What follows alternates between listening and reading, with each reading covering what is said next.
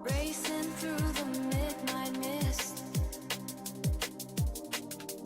engines hum with electric twist, steel and thunder shadows wake, tires carve the asphalt's quake, steel it's pulsing in our veins, fuel ignites the wide terrain, fuel ignites the wide terrain, till the wind we can erase.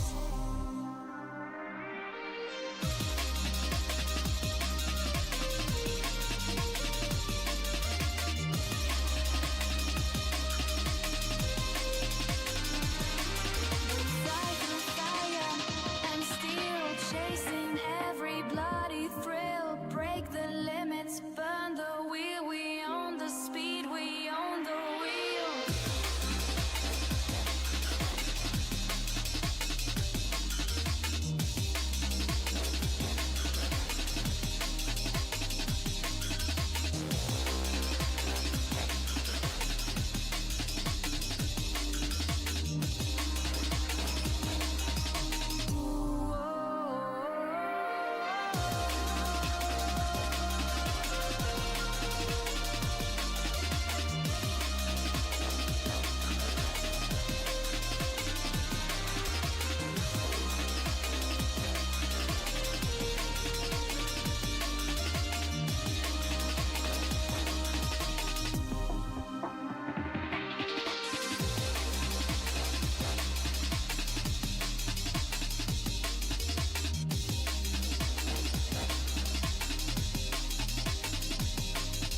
Nitro pulses in our veins, lightning carving through the lanes, circuit bends and heartache sprays.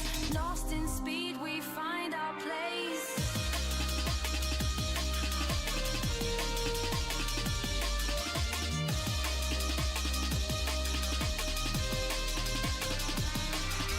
Turbulence roaring in the night,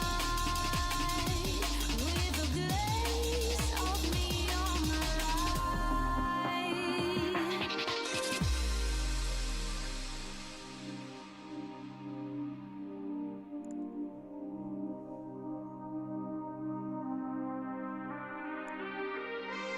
We fly through fire and steel, chasing every bloody thrill. Break the limits, burn the wheel. We own the speed, we own the wheel.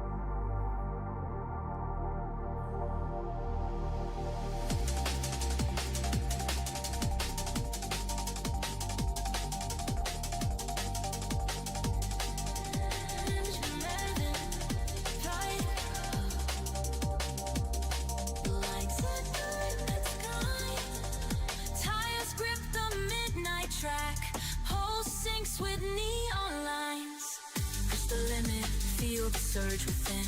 Rubber burns like fire on blackened skin, chasing apex shadows through the mist. Every heartbeat's wired to the twist. The throttle open, adrenaline glides. One more corner, counting down the time.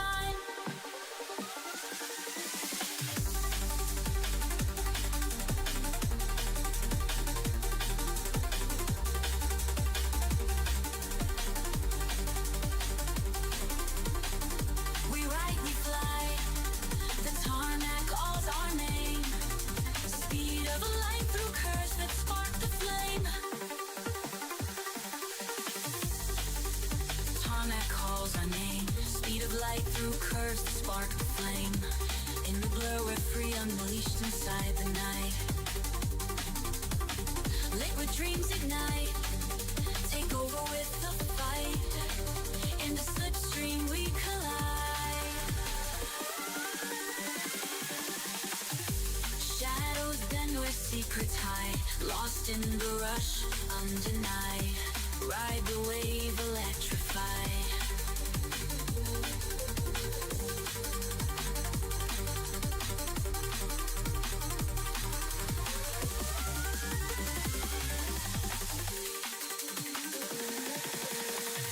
It up, let every circuit blaze. Racing lines define these nights and days. When the bass descends like thunder rolling in, we transcend the limits, born to begin.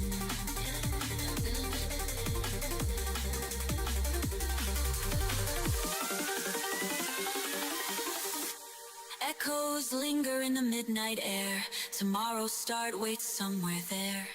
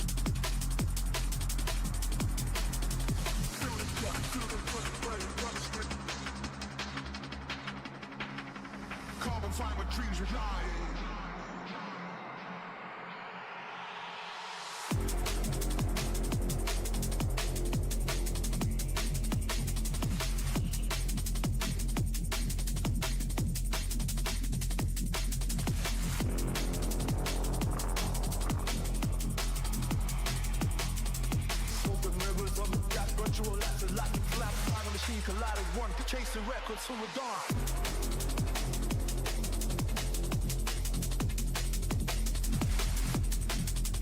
I'm like terrorists, able to do nothing that you know how that's left here.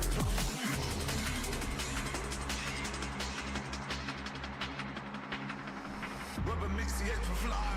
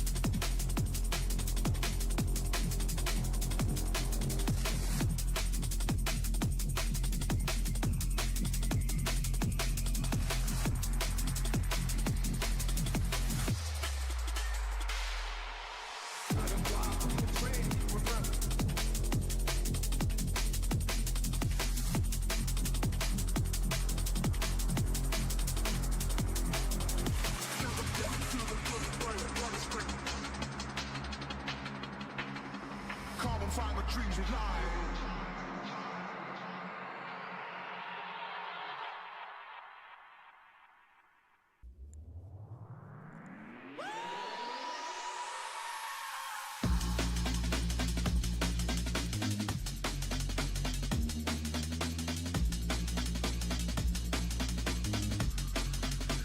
Engines ignite the night.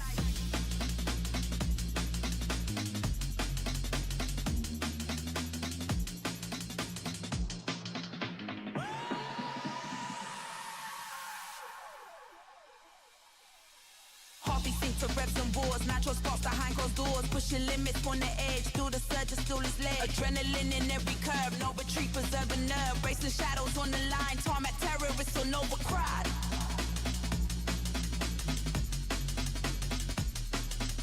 Racing shadows on the line, tarmac terrorists in overdrive. Scream of engines, pierce the sky, cross the finish, never die.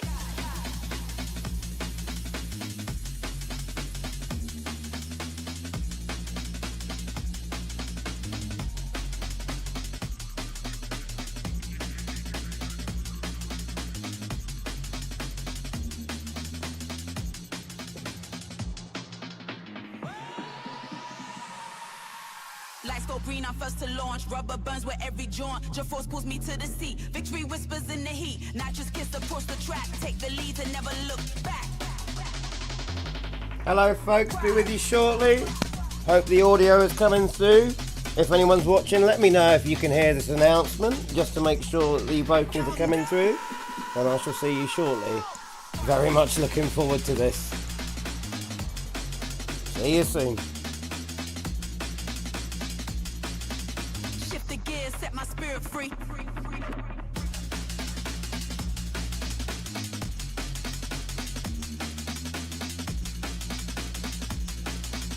Racing shadows on the line. Tarmac tourist overdrive. Stream of engines, business guy. Post the finish, never die.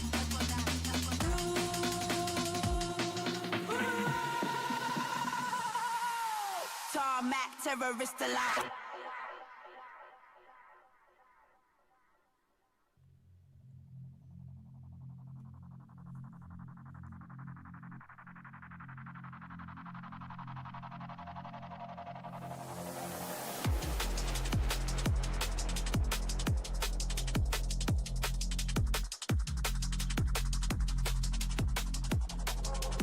Engines war in the dead of night.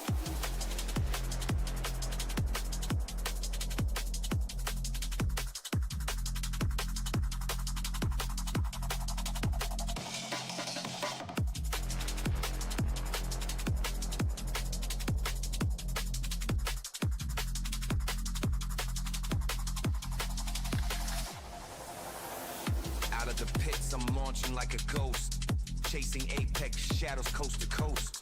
Throttle bends where the hopes collide, fueled by neon rage and midnight ride. Okay folks, here we are. Hello. How's everyone out there in sim racing land? And let's just turn this music down a bit. There we go, a little bit of background. Right. So, hello. Starting the stream. There's a few people watching, I can see. Let me know if you can hear me in the chat, if this is all working. Just tell me in the chat. I'm nervous as hell because I haven't done a stream in ages now. I've had a bit of a break over the last sort of months and a couple of weeks. This stream I'm very much looking forward to. I just hope everything goes well. Because I was meant to do this stream on the week of my birthday, which is exactly a month ago tomorrow. And I never got to do it because life got in the way. Thank you very much, Pete, for letting me know the sound's good, mate. Cheers, bud. And, well, Pete's actually been encouraging me to get back to this. I've really wanted to do this.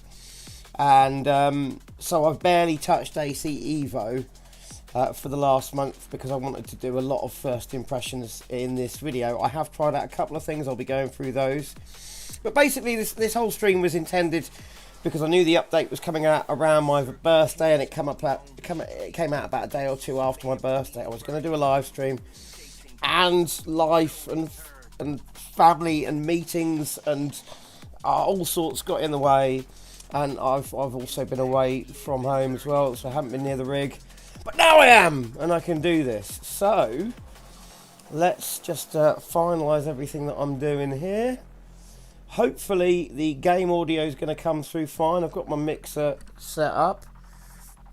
And, yeah, I'm going to explore AC EVO. And I'm massively excited because I know it's early access. I know there's still problems with it, but the 0.6 update and the subsequent several patches we've had afterwards, I haven't tried it with the new patches, but from what I have tried already, I've only allowed myself, to try and get a good comparison to this, I spent quite a lot of time in Assetto Corsa Composizione. I thought that would be the best comparison, and I spent several days, or a couple of afternoons, sorry, going around Laguna Seca because it's a track that I know well, in Assetto Corsa Composizione, which is also by Kunos, as AC EVO is, of course.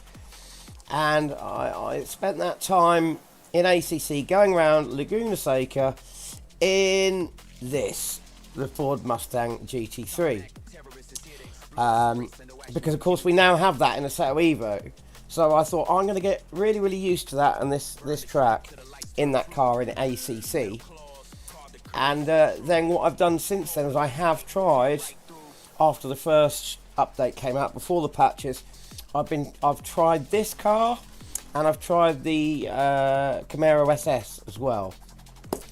And I have to say in AC EVO, and I have to say what I've tried so far has just been, well, I'm impressed, and I've been really enjoying the driving physics of AC EVO quite a bit more than several other sims, because I think AC EVO is moving into the area that the original AC did, which is that whole driving feel. If you just love, I love racing, I love lap times, I love doing setups, I love doing long races, whether that's against other people or AI, but also I just love just the feeling of driving, and to my mind AC EVO has really got that. So let's just turn that music down a little bit more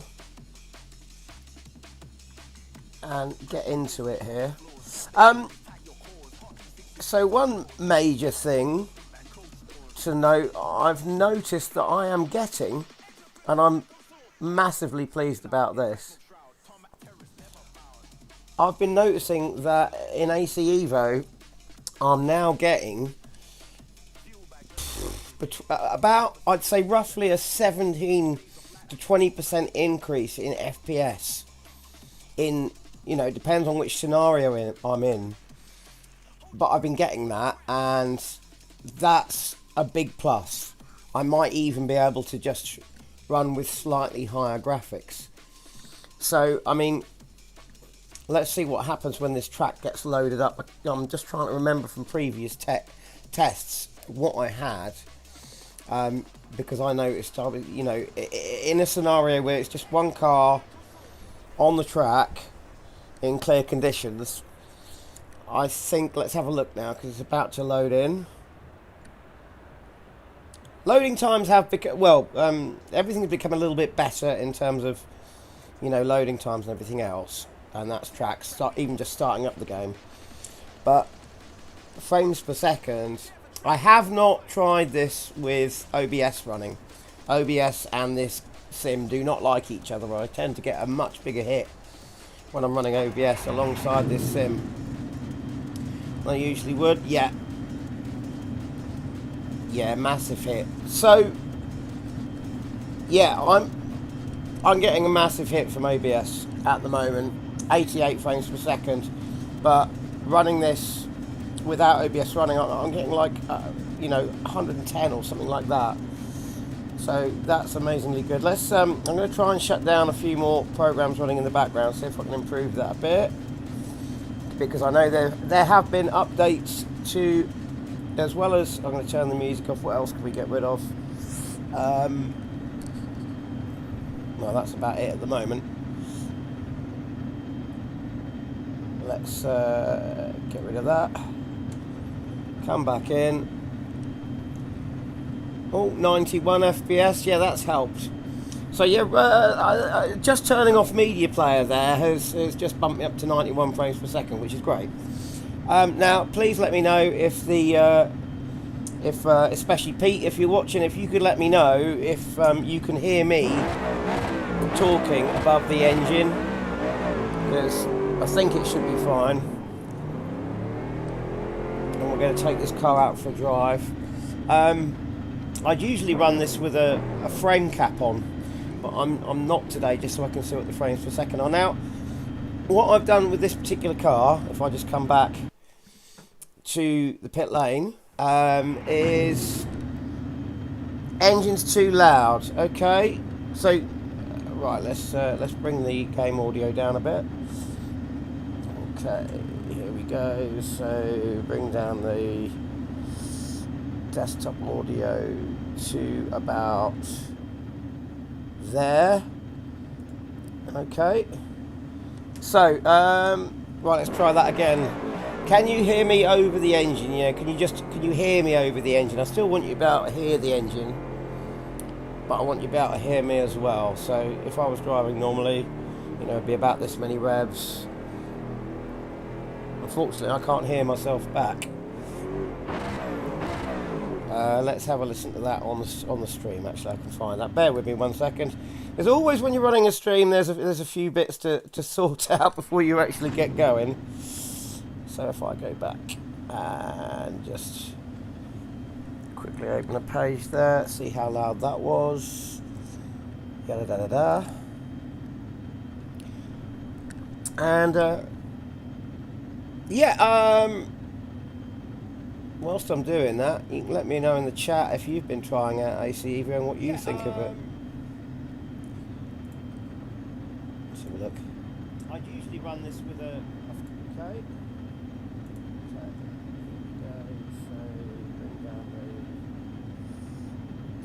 The engine. I still want you to be able to hear the engine, but I want you to be able to hear me as well. So if I was driving normally, it'd be about this many revs. Oh. Unfortunately, I can't hear myself back. Let's have a listen. Bear with me 1 second. As always, when you're running a stream, there's a few bits to there we go. Now before you actually get going.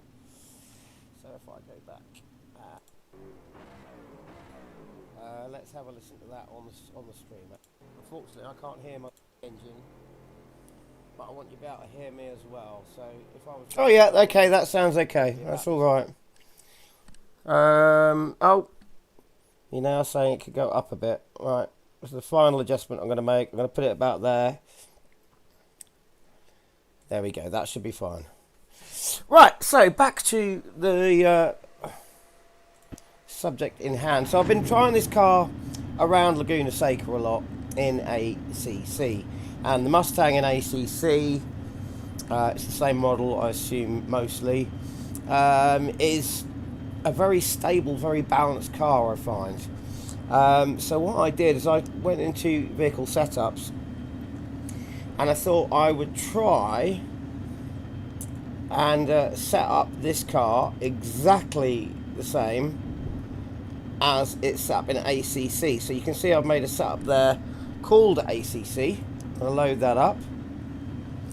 And everything is exactly set as it is in ACC, apart from damper settings, which, to be honest with you, I think I've got a bit too high. So because I couldn't get it set exactly the same, because in ACC it's all numbers, whereas in AC EVO it's done in the actual weight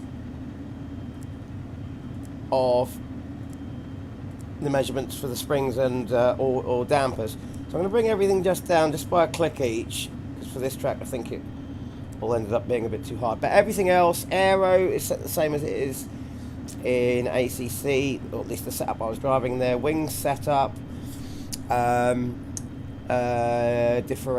preloads, steering, all that kind of stuff. Even the same fuel. I mean, you know, for qualifying you want to run with low fuel, but I was just getting used to the car, so I was trying it with 62 litres in ACC, so it's 62 litres in this. And I also wanted to try it with all of the electronic aids turned off, just so I could get a feeling of the braking without the, because I mean a lot of people have different opinions on the braking in ACC, and I want to know what it was like in this. So let's take the thing for a drive. So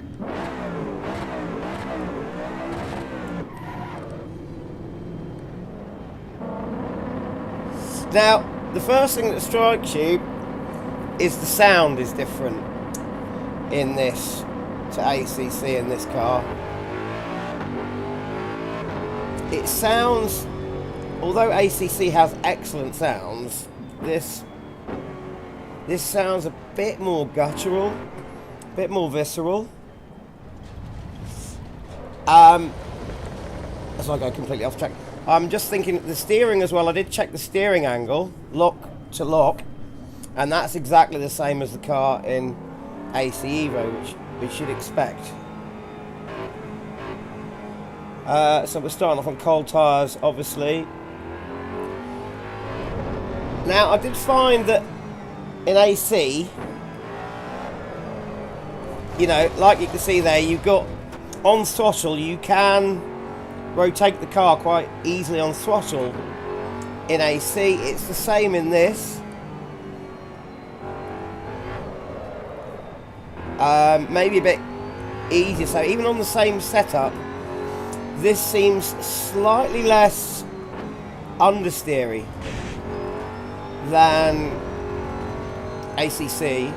Also, I noticed that with the brake bias and pressures all the same, this version seems slightly more nervous, ever so slightly more nervous under braking. So if I turn in and brake here, the back end will start coming around. Now in AC EVO, AC, a set called Composition, you're much more likely to understeer. If you go into a corner like this and brake too late, you're more likely to end up over there than over here.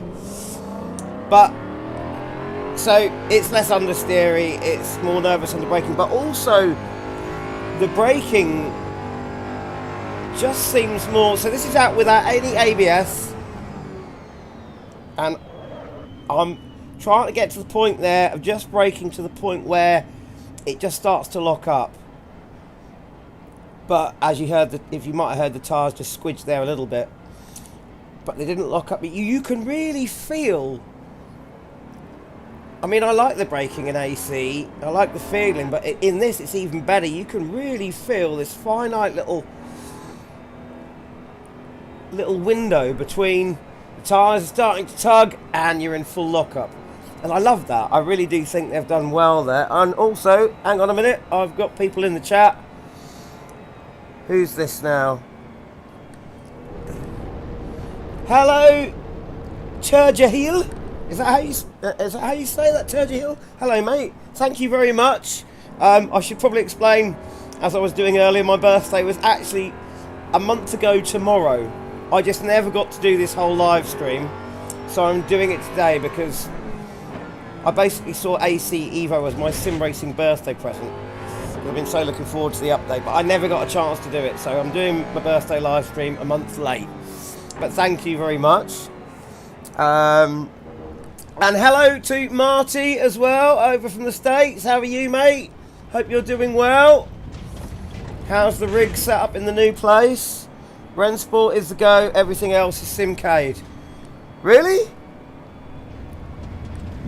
And sorry, I'm looking at the chat. I'm over here saying hello to you guys, but I'm looking at the chat in my window here. So, isn't 06 an old update? Well, no, it came out in the last month, and there have been about 2 or 3 patches to it, but they're very minor. And I did try the update briefly when it came out, but I haven't tried it with these new updates. And happy birthday a month too late. I know. I'm so well organised, aren't I? Nah, you know I'm an AMS2 fanboy. I do know that, mate, but honestly, I've got to say, I love the fact, look, I love AMS2 as well, but this, sorry, for driving physics, I am just enjoying this so much. Just for pure driving feel. So they've updated the tyres, they've updated the suspension physics around coilovers, around push rod, or everything. And I have to say, it feels so dynamic. It really does. And I have tried it with a car that was already in the sim, so I can do a direct comparison how it was before, which is the SS Camaro. And honestly, it was driving pretty great. I did like the physics of it, but now it's even just more like a car, just more like a car. And I think that overly done reverb, because I know they've updated the reverb on the sound. Before, it was like everywhere you drove the car, you didn't need to be going under a bridge or near a wall. It would just sound like there was reverb everywhere, like, you know, sound engineers had just gone on the desk, just stick reverb up on everything. Now,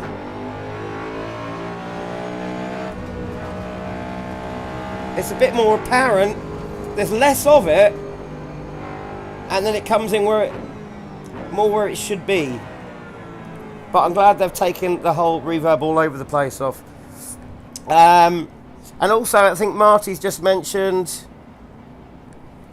yeah, VR is good for, I know what you're referring to.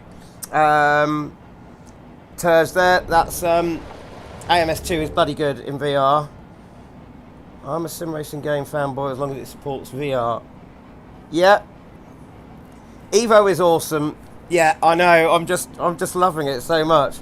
Have a dedicated server locally hosted, but I have to test it a bit before I can. Oh, well, I'd like to join that when I'm around. But look at that. So this is something I want to bring up with these. I mean, obviously I'm still on pretty cold tyres here, but the way this sim is going is the opposite direction to what a lot of other simulators are doing, and that goes for AMS2 as well, especially Le Mans Ultimate. This car is a GT3 car on slick tyres, okay, but let's try it here. Look at that, it's still got usable slip. there is still usable slip, because even slick tyres can slide, you know. I've seen F1 drivers slide F1 cars, you know, with all the aero and everything else, and it can be done. And this car in, look at that, this car in Le Mans Ultimate, you couldn't do that with it. You couldn't do that. So, I mean, this is how that looks. Where were we? Coming up to...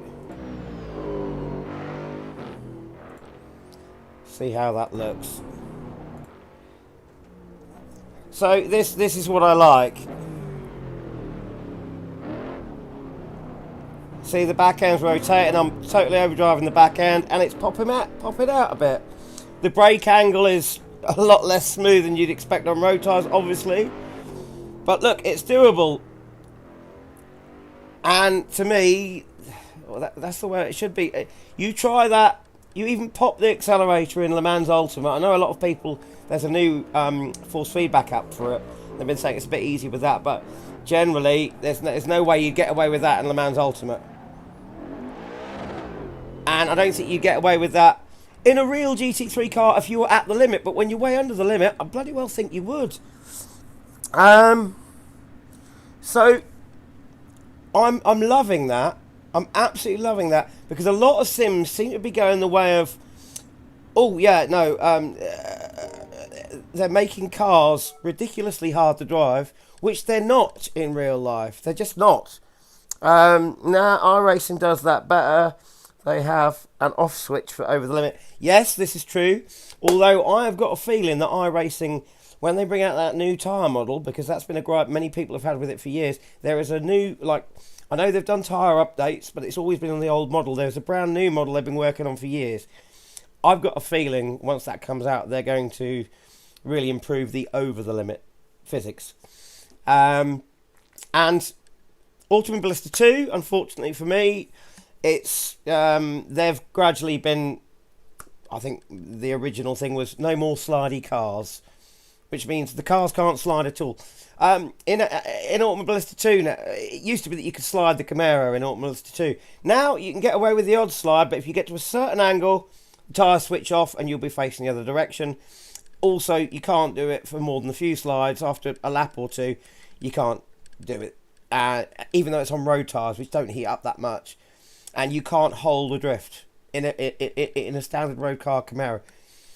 You get to a certain angle and it's just auto spin. It's got that now. It's sorry, but they just turn off. So many sims have done that.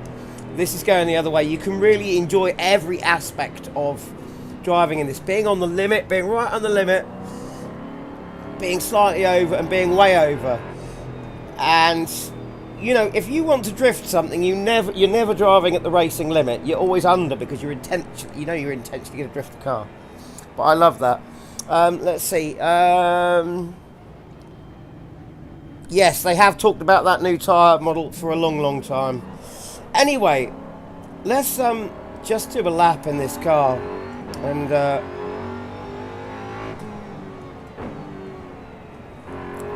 so yeah, I find a lot of the characteristics of this car very similar to ACC, which I'm happy about, because ACC, they aim to make a very accurate simulator. So you'd expect all the parameters for this car to be exactly the same in this, but just better physics. And to me, that is pretty much what it is. It's like ACC in this car, with just better, more dynamic, more detailed physics. I mean, I love the way, as I'm going down the corkscrew there, you know, I can really feel through the force feedback seems better. I don't know if they've actually done anything with the force feedback, or if it's just the there we go, a little bit of turning under braking. That's where it's quite different to ACC. It's much more understeer in ACC, but I can feel the weight of the car. And like I said, I don't know if they've done anything to the FFB or if it's just the new tyre physics and suspension modelling that's coming through. If that's what I can feel, whatever it is, I like it. You know, everything feels more dynamic, more detailed, more crisp. I'm just trying to get these tyres warmed up here. And lap times between ACC and AC Evo in this car, same track, I can get near enough dead on the same. You know, if I'm really pushing it in ACC, I can do a 125 round here. And I can in this. I'm not going to be able to do that today because I can never do the same lap times when I'm concentrating on commentating and having to, you know, look down at the other screen to read the chat as well. It's just not going to happen. But I've tried it and it does work. And the braking feels better than ACC. You know, it's got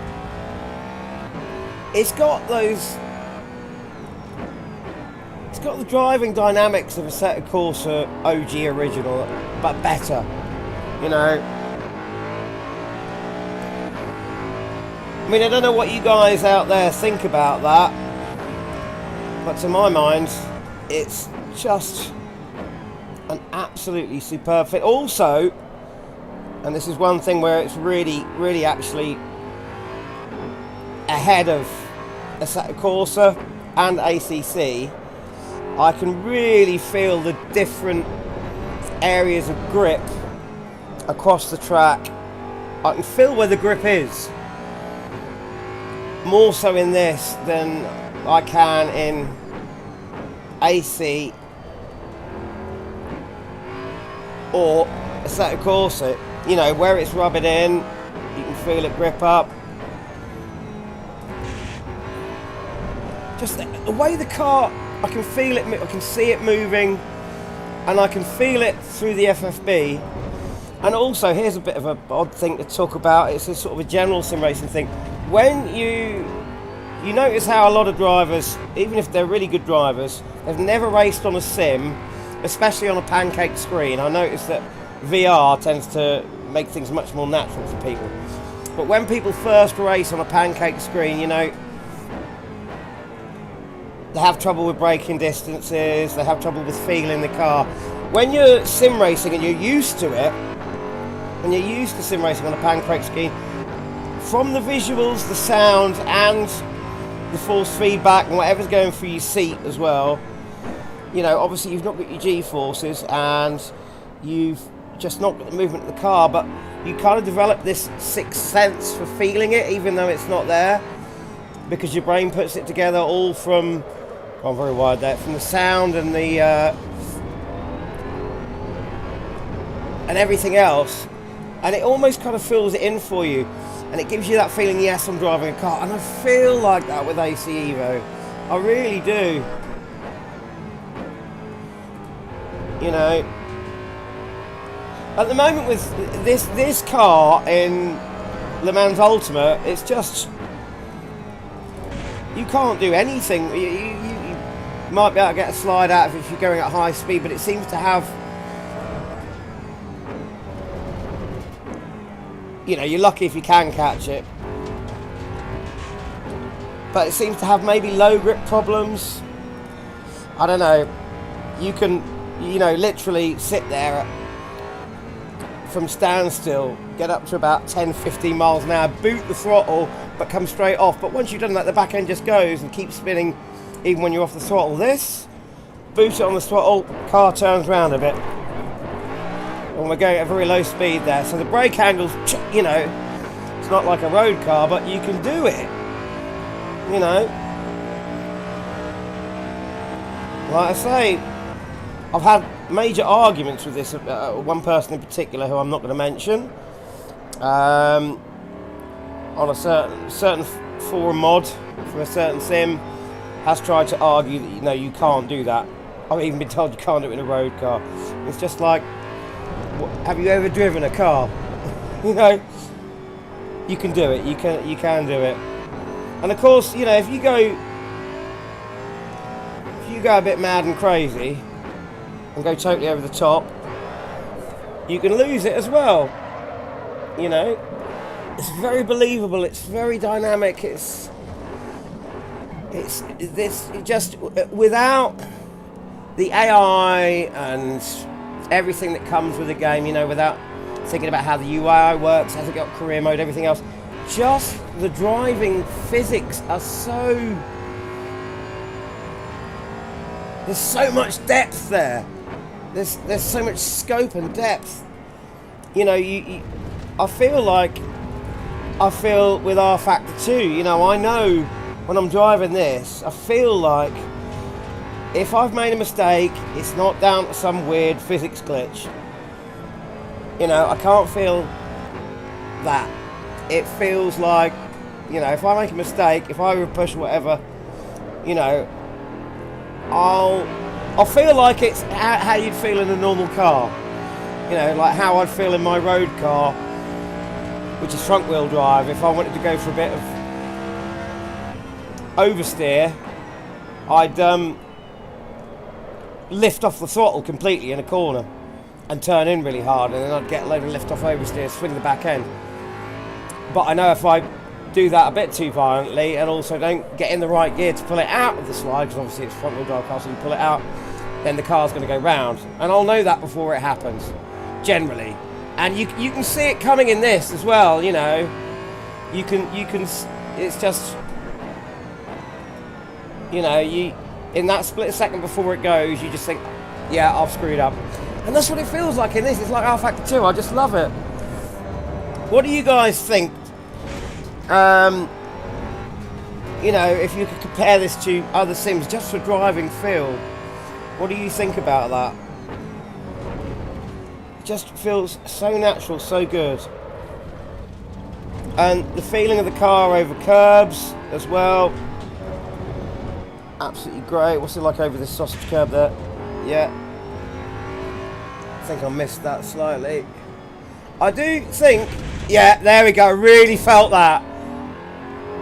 I got that sausage curve right on the nose, and I really, really felt that.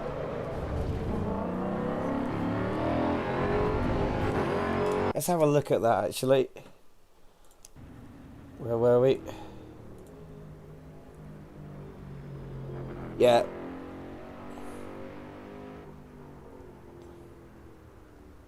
Bang! Straight, yeah.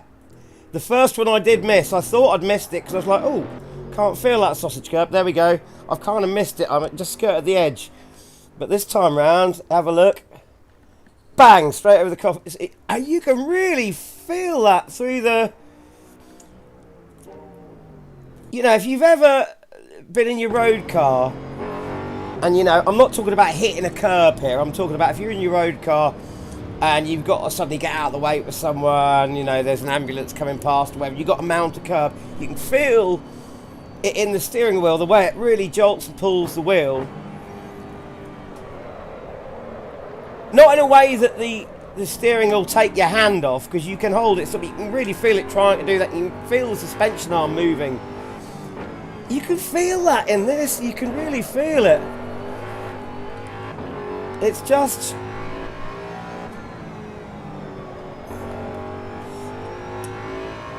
It just feels authentic. It really, really does. And like I said, my birthday was a month ago tomorrow, and I have not had a full afternoon to do this. I have tried this car out, I have tried the Camaro SS, but I haven't had a full idea, a full afternoon to explore this sim. And to be honest, you know, if I was on my own, and you know, because obviously on your birthday you've got friends and family want to come and see you and everything else. If I was on my own, I would have spent the whole day on this, just judged on based on what I've felt so far through this car and the Camaro. It's just awesome. And I'm driving this without any traction control or ABS, and I can feel where to brake, you know. There you go, see the car starts to move around there a little bit under braking. ACC, it would go straight until you, it would understeer massively and be very stable under braking, but massively understeered. My back tyres just hit the dirt there and it went all the way round. But I could feel it going already. It's just, obviously I'm not concentrating on proper lap times. Let's try if I shut up, don't look at the chat for a while, let's just see what kind of a lap time I can put in. Obviously I've had no practice today. I haven't been on the simulator for a good couple of weeks now, so I'm not in full on driving mode just yet. I'll have to get there, and also I'm running a stream, but let's just see.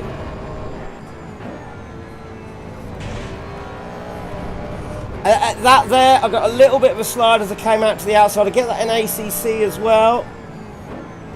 But it just feels... Obviously it's a lovely laser scan track in ACC, and so is this. The track's very similar, definitely very similar. You know, they've both got the green curbing, green and red curbing, the yellow sausage curb. There you go! That hitting that sausage curb like that, oh, it just feels like you'd expect it to. And yeah, putting the power down there. Oh, I swear the force feedback feels so much better. Before, the physics felt pretty good, but it also felt like the force feedback was kind of slightly delayed. And now it feels very immediate.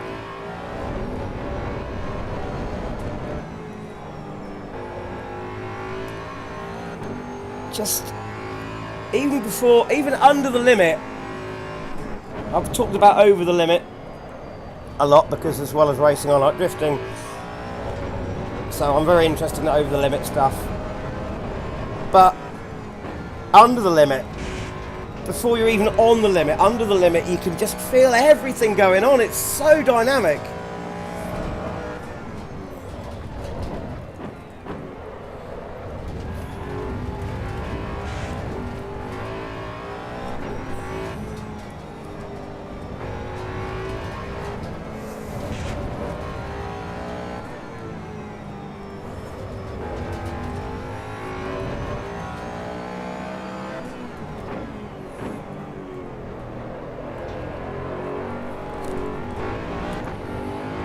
Oh, just invalidated my lap time, damn.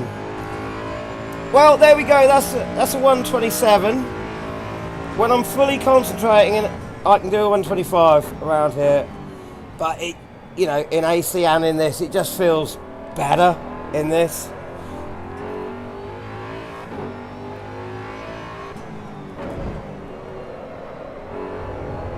I think with what's going on, the development, I know a lot of people are disappointed about the game modes and career mode not being here and the free mode not being here and everything else. But I get the feeling what Kunos are doing,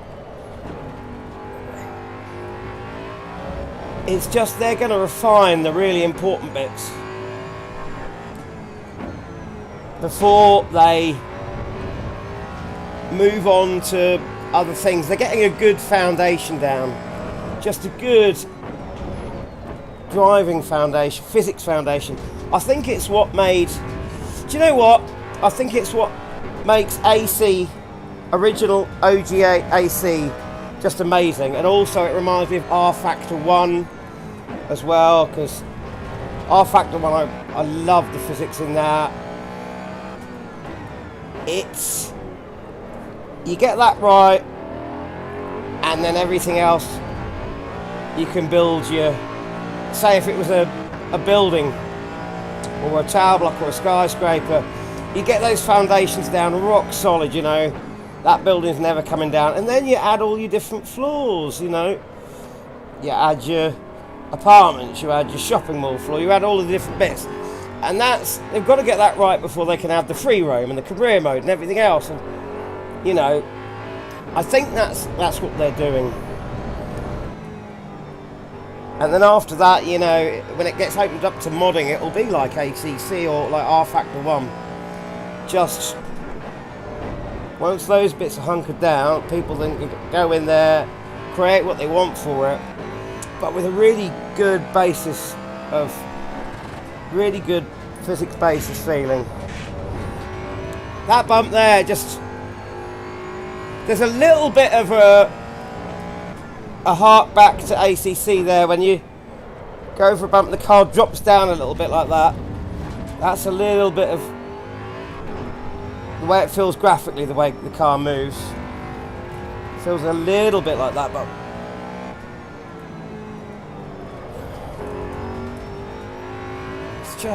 it's just so damn good. Right. Get a nice clean lap here.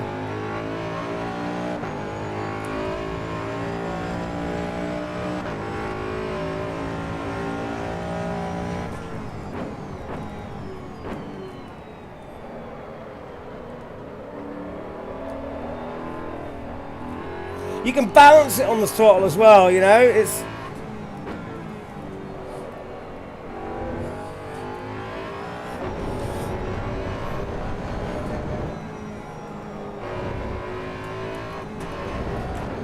feather it, feel it, the dynamics, just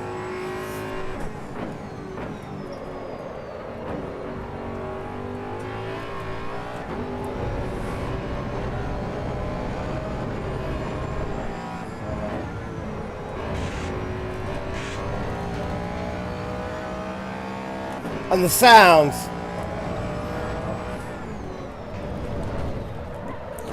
There you go, there's a good, I made a mistake there, but I'm glad I did. That's a great example. I came a little bit too heavy on the brakes, coming up just over the crest, and as soon as I got over the crest, I was still hard on the brakes, which obviously the car's going to lift, and it would become unsettled. And it did! And you can feel it.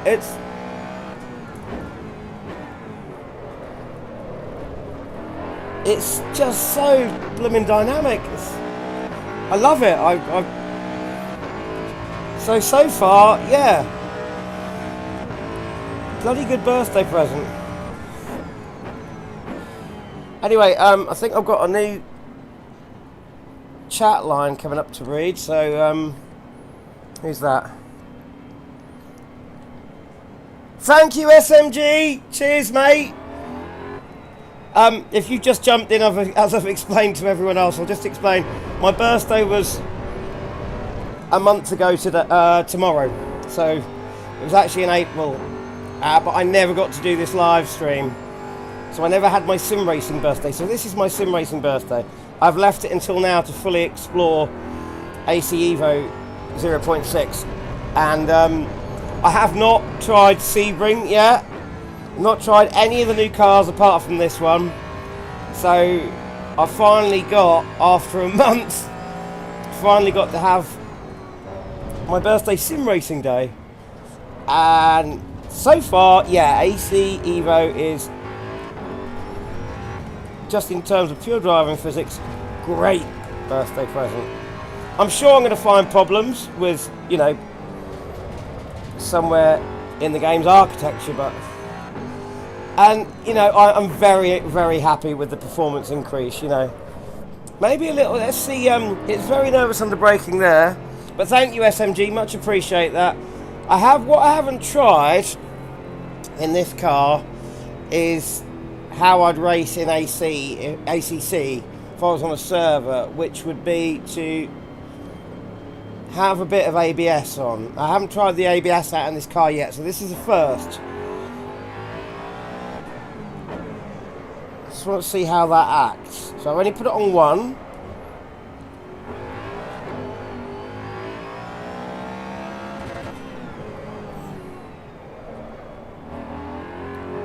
Because in ACC you sort of bury the brake.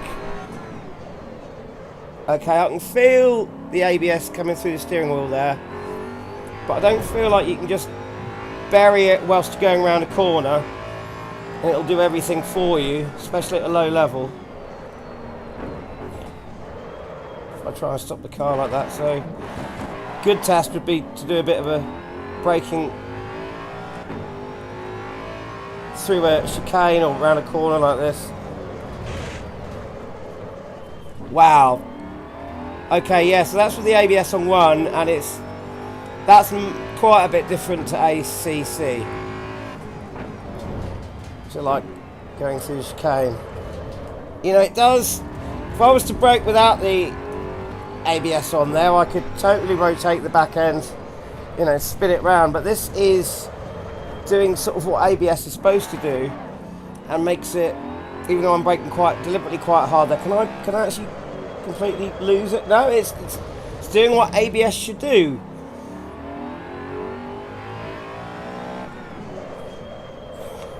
Which is make it easier to turn whilst you're braking. This is a problem I've always found with AMS2. I never use the ABS, or hardly use the ABS and traction control in AMS2, because I find if I put ABS on in AMS2 in a GT3 car, or you know, any car that's got ABS, it actually makes it more prone to spinning. It's much better at stopping the car in a straight line without locking up than with no ABS. But when you try and corner, it kind of acts the opposite way that ABS would do, you know, in a normal car. This, they've got it right. Let's see what it's like with how far up does it go? Let's turn that ABS all the way up and see how that feels. So yeah, the way ABS and traction control systems, the way they work in modern sims, it's very interesting sometimes to... Oh yeah, that's amazing. The way they work in modern sims can be as detailed or as basic as any other aspect of the car. And that... Yeah, so with the ABS all the way up... So yeah, it's a real big difference.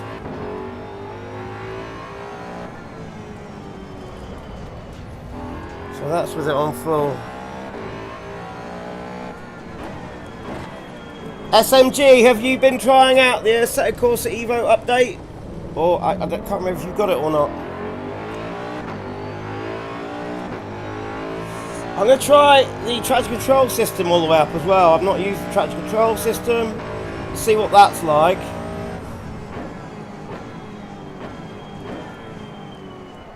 And I know how hard it must be for the developers to... Yeah, I put my foot flat down there. And I'm still getting... Oh, I can hear it working. I can hear that traction control sound when it's working. Yeah, the way the ABS and traction control systems work over different sims, it must be really hard for the developers to get that right. I remember, obviously I said I'm not keen on the way it works in MS2. I think it could be better. But I remember when they first brought in traction control in AMS2, because I was with AMS2 from the beginning, if you put traction control on, top level, the car just wouldn't accelerate. Like literally wouldn't do anything, you know, even if your wheels weren't spinning, it would not do anything. It was all completely a bit arse about tit. Much better now. So, and I saw that improve over the course of development. This is, you know, I can feel the ABS and traction control working through the wheel. I can feel it change the dynamic. It's just, yeah, I like that. Let's go back down to something more sensible. Also, let's actually come back to the pit lane. Let's see. How does it compare to 0.5? Right, so you've not tried the update. Just feels so lame. Nils said FFB won't happen until physics are generally more done. Yeah, I've heard TC0 trick is back in this too. ACC quirks continue. Well, as I've been just saying, it's I like the way ACC works. This takes everything that ACC does and makes it better. And you know, you'd always want to run as little traction control as possible. And more ABS, you know, generally that's what you find in real life. Now, if you've only just jumped in, you haven't seen what I was doing earlier, if I turn it all off, it's not a question of, you know, I'm sure I could get my lap times down below 125 if I mucked about with the ABS and TC and use a little bit of it here and there, because this is what it's like without traction control. So if I boot it round this corner, right, a little bit too much, there you go. That's with no traction control. You know, and I can control it without any traction control like this. So, accelerate out of the corner. Well, this will be a better corner to show you.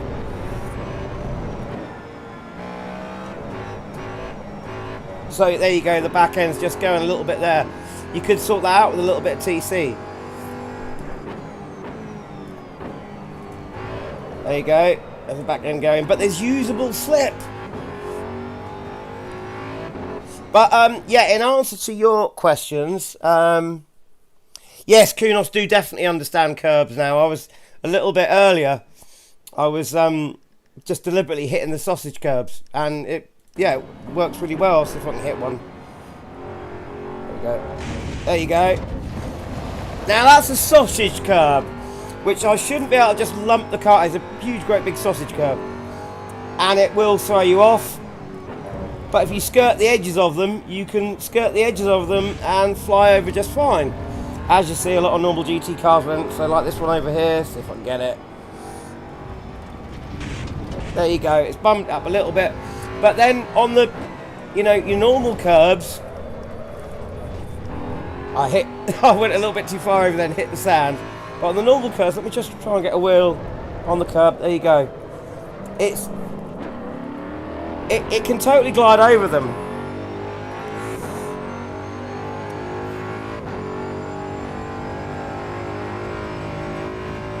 And the curbs are very, very, very usable. But yeah, I'd actually say under braking, there's similarities now. It's very different to ACC in that department. So, you know how if you drive Le Mans Ultimate, I said I'm not happy with the slip characteristics of Le Mans Ultimate. So I'm on the inside curb there, no problem. On the outside curb there, no problem. The braking in Le Mans Ultimate feels a lot more detailed than, say, something like ACC. Whereas, you know, the car will get nervous and start to pitch left or right a bit, depending on the topology of the track. It'll try and follow that under braking, whereas in ACC it's just straight on. This feels a lot like that Le Mans Ultimate in that respect. Not in the slip angle characteristic, I like this a lot better than Le Mans Ultimate, but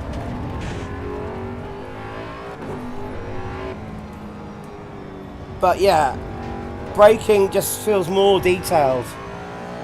And it doesn't feel like, you know, you can just bury the brake pedal and leave it at that. It doesn't feel like that at all. So hang on, I've got more replies here. Run a lap TC0 and a lap TC1 and compare. It's good they've evolved braking. Maybe I'll try it. As you said, LMU braking is so much more detailed compared to old Kunos titles. Yeah, this is like that now. It's literally like that now. Hang on a second, who's that? Okay, that's normal stuff. Yeah, it's much more like that. So right, ABS and traction control off. But yeah, I let me see what you said there. I would definitely try it. This update it's a big jump. This 0.6 update is a big jump in the FFB I don't know if they've bothered doing anything with the FFP, but what they've done with the suspension modelling and everything, it's already feeling sharper, better, smoother, more dynamic, bigger range, rougher when it needs to be, everything. It's just great. Right, okay, so we're on, let's do what you suggested. So we're going for a lap with 0, this will not be the lap, it'll be the next one. We're going for a lap with 0 traction control. Let's go for a lap with 1 ABS, or actually let's go for 2 ABS, and then we'll do 1 lap with 0 traction control, and then traction control on 1 as you said. So right, I have to concentrate now, get into driving mode rather than streaming, looking at comments mode. So apologies if I don't answer anyone for the next lap or two. Just check that TC is off, yeah.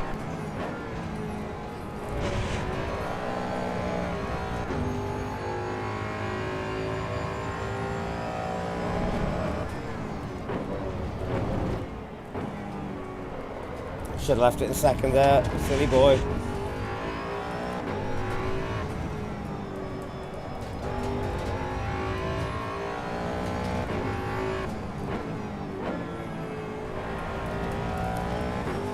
Okay, so let's go for the full lap without traction control.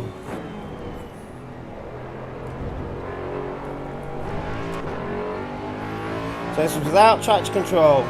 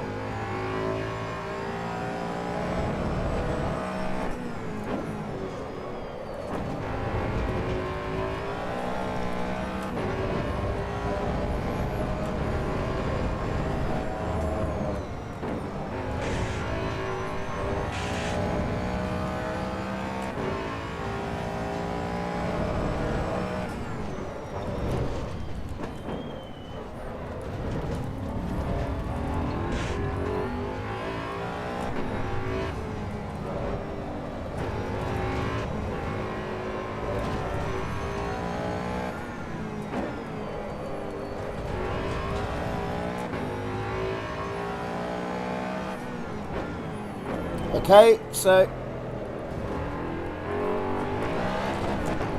let's stick some traction control on this time. So that's 1 traction control.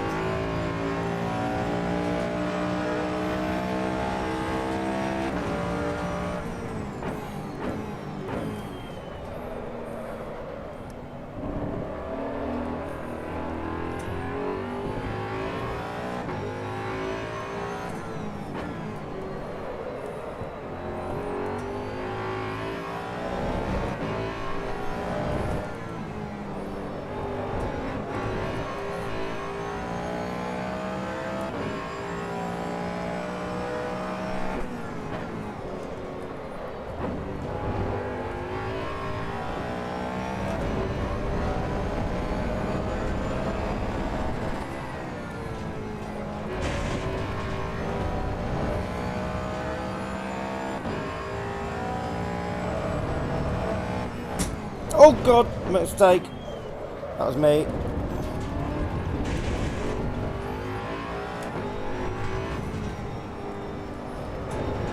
Just clipped my brake pedal with it whilst I was accelerating that.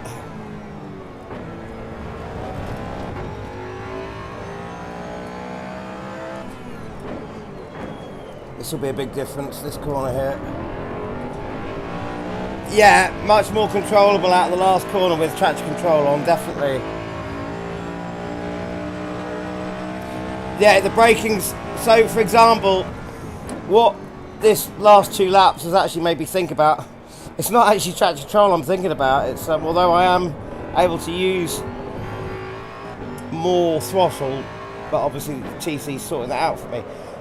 It's actually the braking that I was thinking of, because I was saying this to someone earlier, as you've just mentioned, SMG. I was saying about how the braking feels earlier. You get to the top of the hill before the corkscrew. You can really trail brake with this as well. You know, you can rotate the car on the brake if you want to. But you get to the top of the hill before the corkscrew here. Now, if I was to brake right at the crest and then hold the brake in the same position here, I'll just hold it in the same position. Yeah. Holding it in the same position. As soon as it's over the crest and it rises a bit, the car unsettles more. So you have to, so as you can see, it's unsettled. You've got to actually modulate the brake in this. So, comes over the crest, car goes light, lift off the brakes a bit, stay stable. Don't do that, does what it does there and swings around about. It's so much more detailed. And look, all of that there going around that was on the brake as well. It's literally positioned the brake back end. Anyway, it's awesome. The car feels awesome. And it feels like you can play with it as well. I mean, it's a fucking Mustang. You know, it feels like you can play with it. You can do that in Le Mans Ultimate to a little bit, but you don't really, like, if I was to drive the, if I was to keep the brake bias and everything as standard on this car in Le Mans Ultimate, but just turned all of the aids off, I wouldn't even to be able to brake in a straight line. It would just spin round. Even just going straight and then putting on the brakes, it would just spin. Or, you know, try and kick the back end out. It's going to this. You can play with it. So let's cautiously optimistic now. Well, I hope, you know, for you and anyone else watching, this is useful. I mean, for me, I'm just enjoying myself. I really am. But I'm trying to also, you know, present to you as well and give you some idea of how it really feels. But you don't need me to do that. You can see it yourselves. You can see it. Let's do one more lap in this, and then let's explore something else.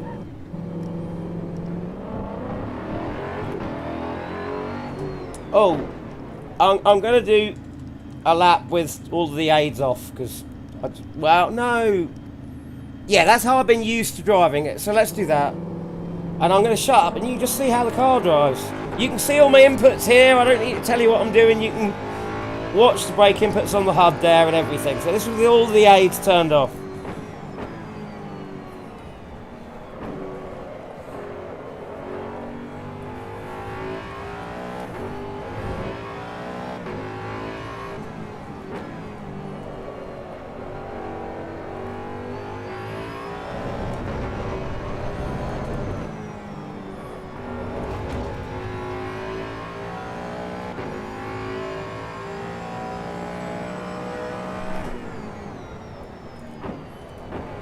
See there, I'm having to roll off the brake as I turn in, as you do normally, you know, in trail braking. Not just keep it hammered down. And there you see, deliberately kicking the throttle there, and it will spin off if you properly boot it. But as you saw me coming out of the first two corners before that, if I'm very gentle with it, not a problem. You can tell where the limit is. Alright, come on. Go for a lap. Stop mucking about with physics.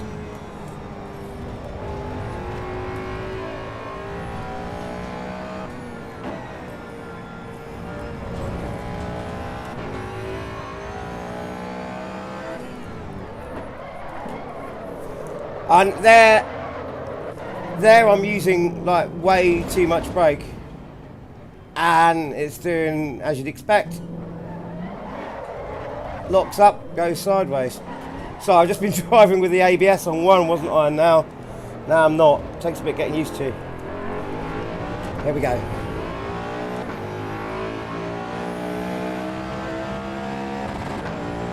Whoops. Should have changed up earlier there.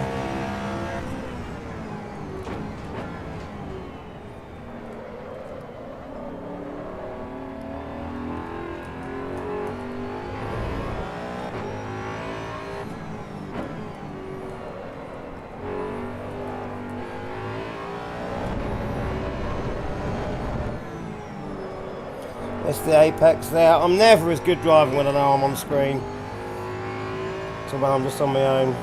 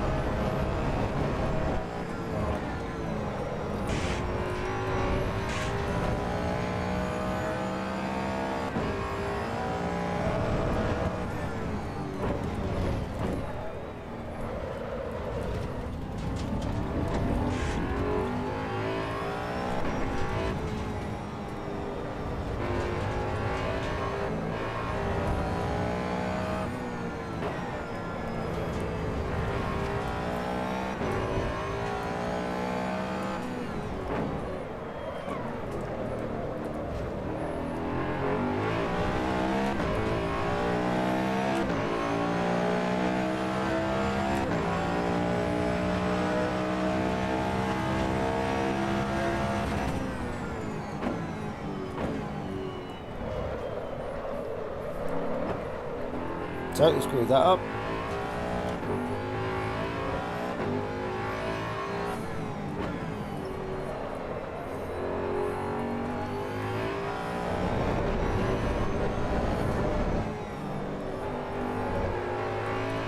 Got the apex that time.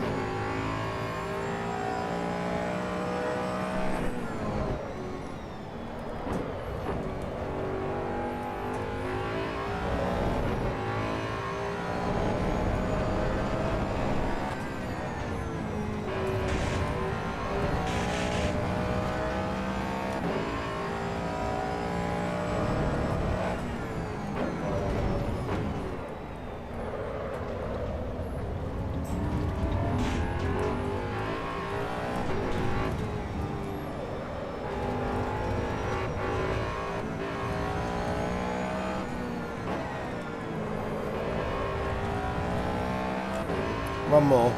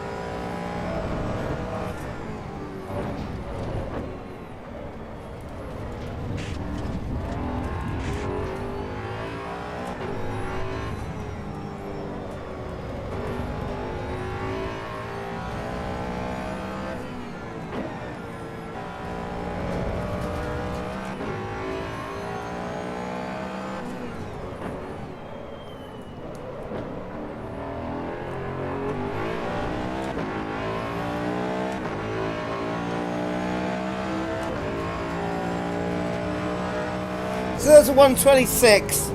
So when I'm not on screen, you know, I'm in the 125s. But there you go. That's without me saying anything. You can see what the car was doing all the way through there. I made a few mistakes, admittedly. Yeah, that wasn't happening in 0.5.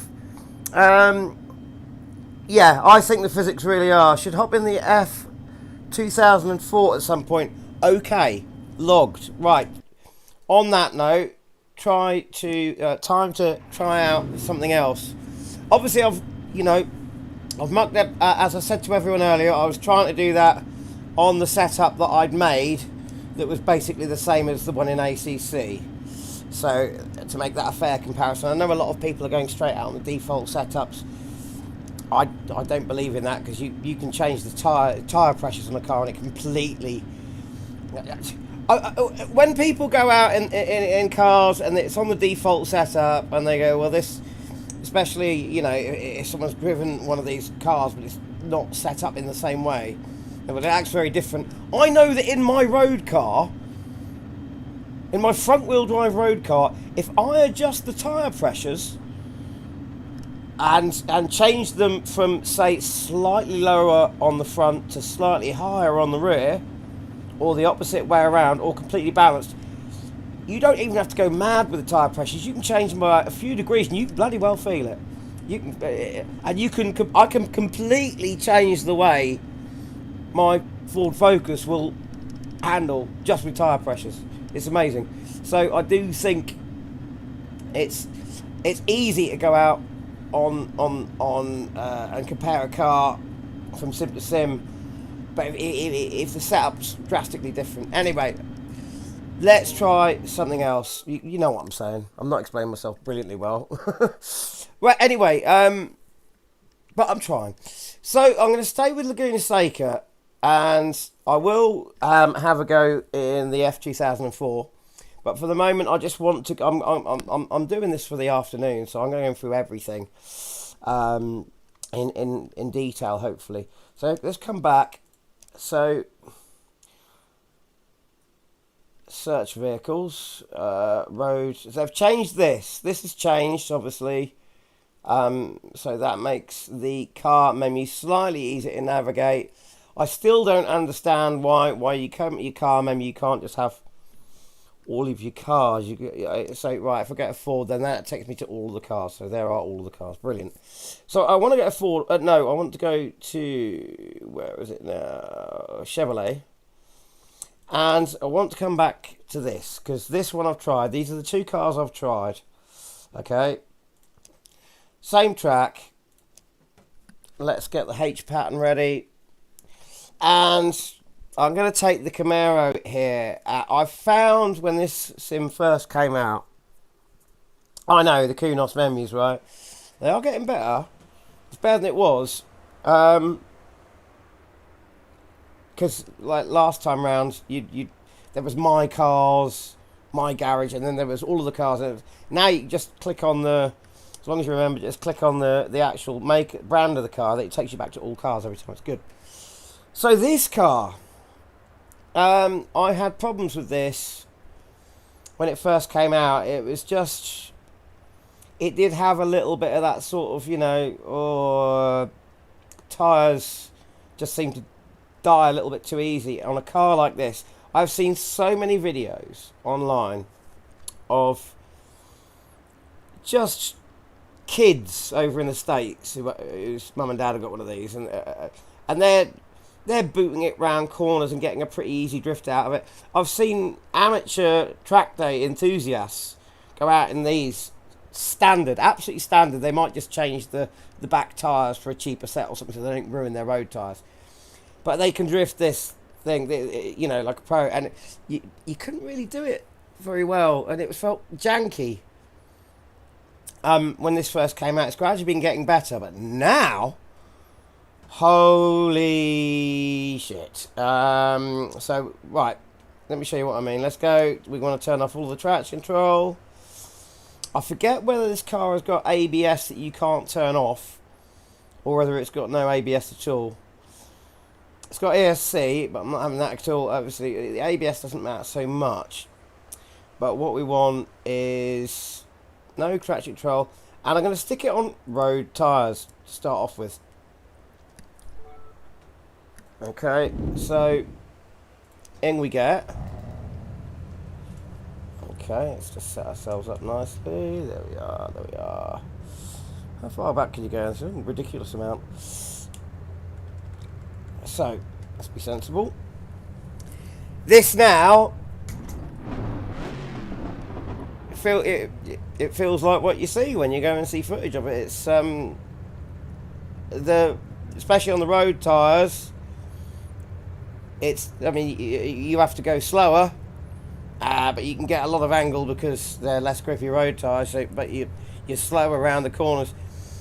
And you'll see the difference when I change from this to straight up to the hypercar tyres. They're still road tyres, but they are a lot more grippy, and the brake angle's a little bit more snappy, but you can drift much faster on them. I'm just going to do it. Just have a look at this. This is on road tyres.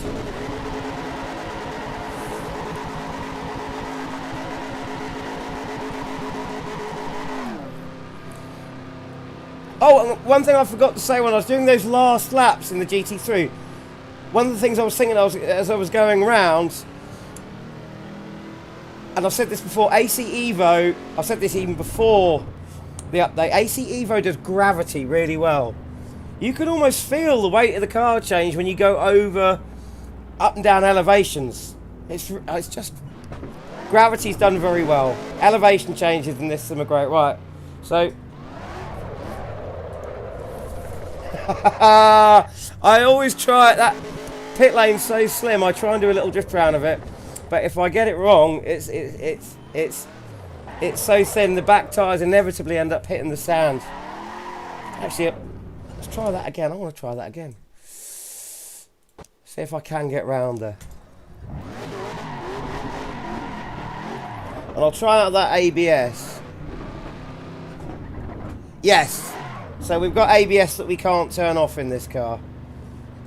Yeah, so this car's got built-in ABS that you can't turn off, like a lot of modern cars have. My Focus has got it.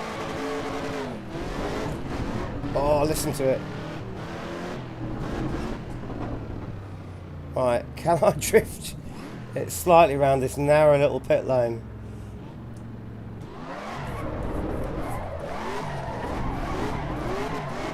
Yes!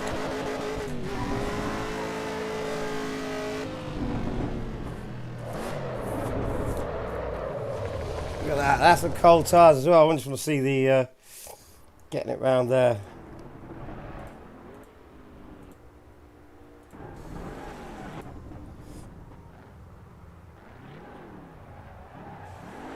Look at that, that's the amount of control on that tiny little pit lane. That's the amount of control you can have now.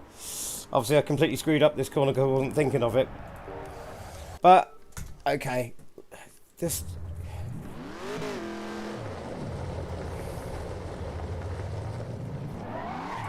let's try and go for a just kind of a normal lap. And then we're gonna play with it. Oh! Come on, Paul. Right.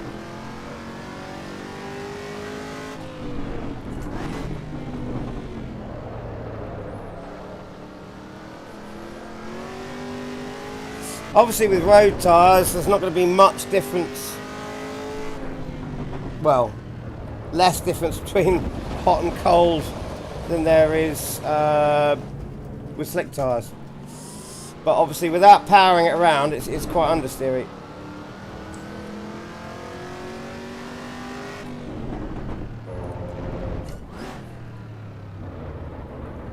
Hang on a minute, I've just got to come back to something here.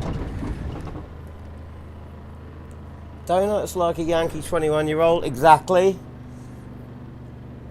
Discourse about the laser scans on Reddit at the moment. Oh, that's interesting.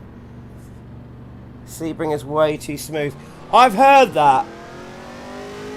I've heard that.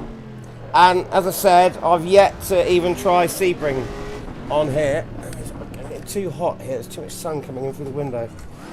I've yet to try Sebring. I'm very much looking forward to it. But I have heard a lot of people saying it's laser scan, but it's way too smooth. Exactly what you've just said there, SMG.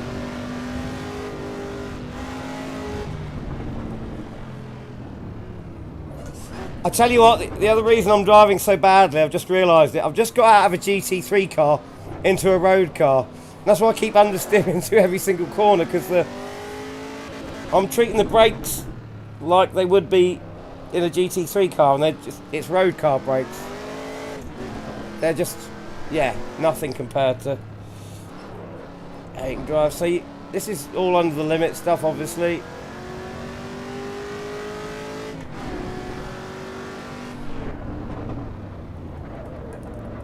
That's braking really quite hard. Yeah, I will say one thing about this car. The steering in this car the force feedback in the middle is really quite, look, like that. You know, as soon as you're cornering, your forces build up, but they build up in this car. I don't know, it's got big tire, but they build up a little bit. There's a little bit too much of a peak from the middle to any cornering force. Do you know what I mean? I will say that.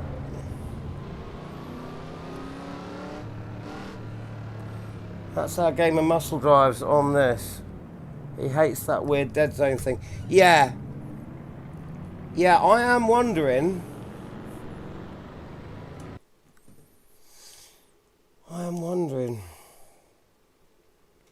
And I know you're right, because I've heard him mention it. Oh, this has changed. This has changed a lot. We've got minimum damper gain, FFB enhancements. Right, okay. FFB gain.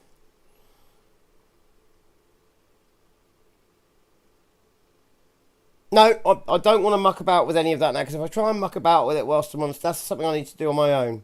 But I will see at a later date if I can maybe solve that dead zone thing. It's probably going to be minimum damper, but then I have played with that before and it's affected the way the car drives fundamentally. So I'm happy to put up with that little thing for the moment. Right, let's see what this car does when you try and have some fun with it on road tyres.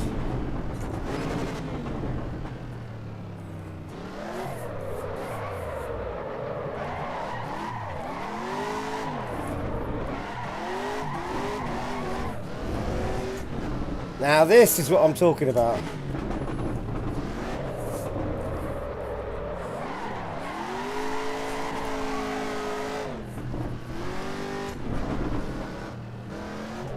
Oh, did that wrong. I should have changed down to second, and I realised just after I changed up to third, so I just braked and understeered, but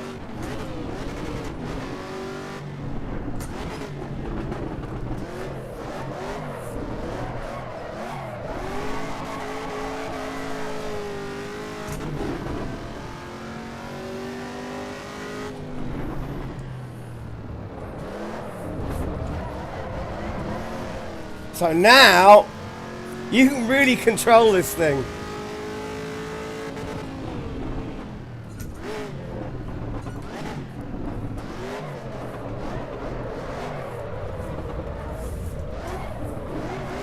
And the swing as well, the weight transition, when you do a transition.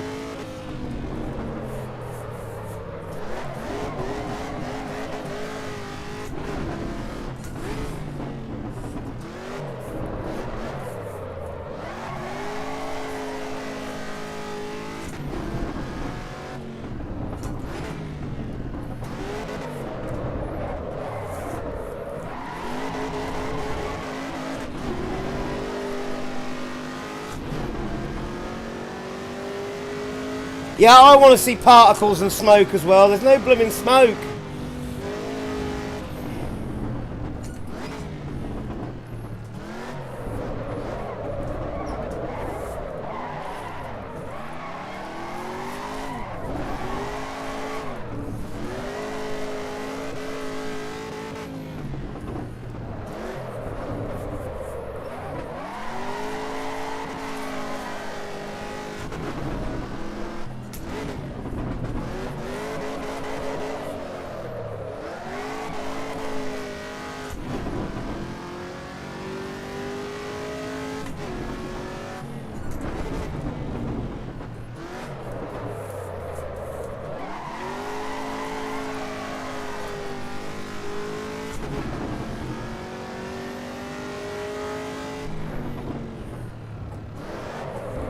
Whoops, got that wrong. But yeah, have a look. It's just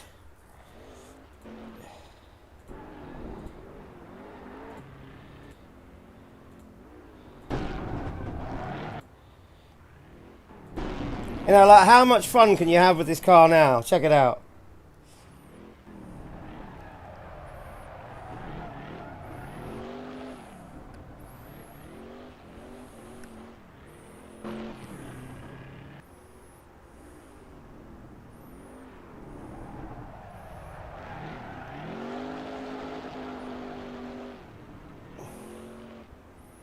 you know, if you're going to buy one in real life, this is sort of what you'd want to do with it. That's where I got my gears wrong.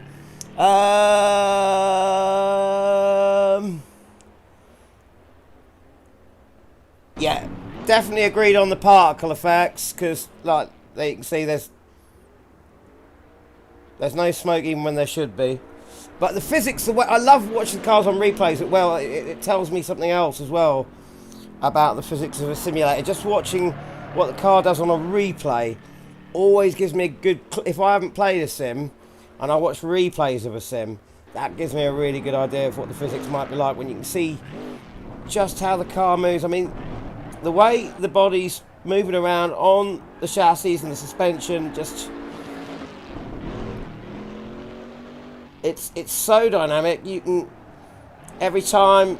even though it's a smooth drift all the way there, every time I change gear or just add a bit more throttle, you can see things compressing and changing as you'd expect. BeamMG tyre update sounds amazing. Have you seen it? No, I have not.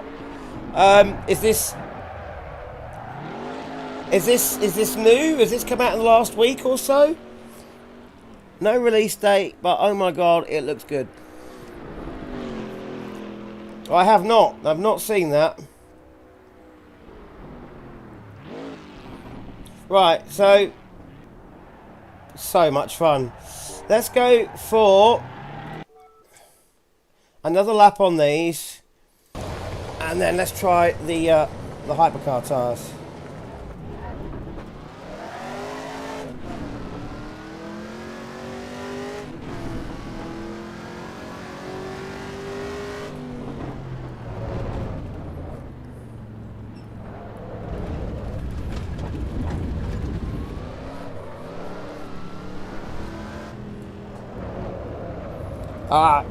That's why gravity works so well. Off camber corner, you don't see this one much easier unless I keep using the brakes in the wrong way.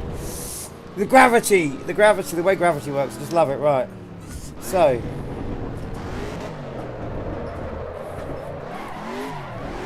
road tyres.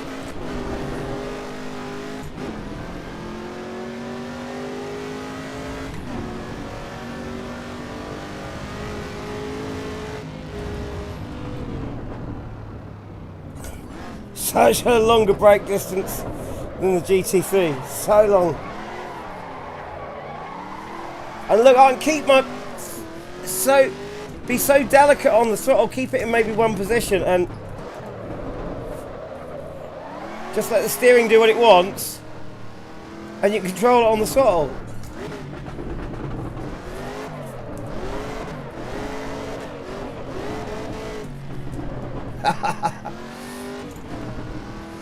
Obviously it's not a drift car, so it hasn't got enough caster and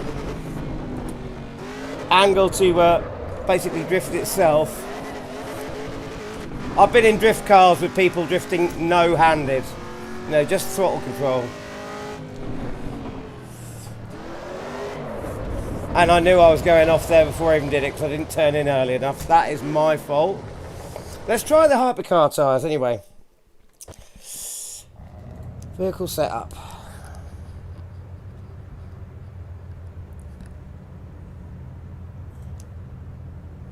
Right, we're going to skip the supercars, go all the way to the hypercar tyres. Server hosting is pretty easy on this now too. Yeah, I'm looking forward to trying that. I'm definitely looking forward to trying that.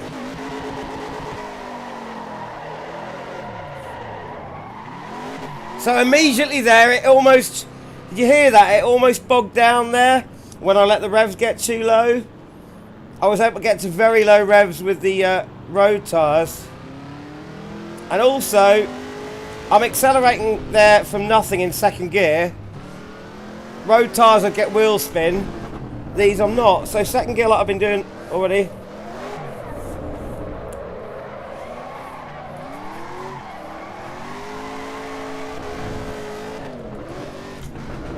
And they're gripping up a lot faster.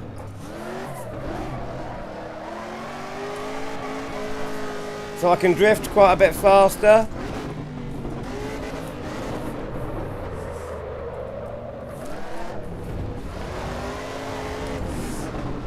Bearing in mind, by the way, when you see what I'm doing with the wheel, I'm still on a belt drive. So it is an 8 Newton meter belt drive, but it's still a belt drive, so it's never going to be as fast as a direct drive. But you can, even with that, the rate of return is it's not going to be as good. But what I'm trying to say is the rate of return from the game seems good and fast, you know. But that's one-handed, doing a transition, you know, with a belt drive. That's pretty impressive. Because I can think of sims where it's just the physics rate is just too slow. But in this, I know it's the wheel. And back it comes, no problem.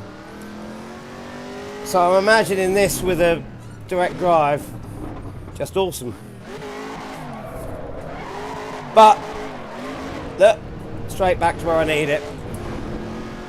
And these tyres, so let's see what my braking distance is like now. So I was braking about there, and I wasn't getting, yeah, much better grip from these tyres. I can really feel quite a big difference between the road tyres and the supercar tyres here, just, you know, drifting and driving normally like this.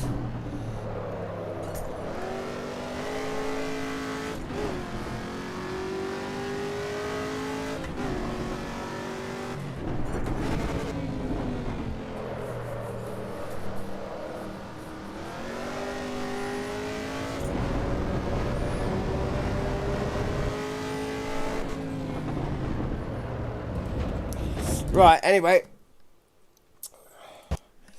let's try something else. Well,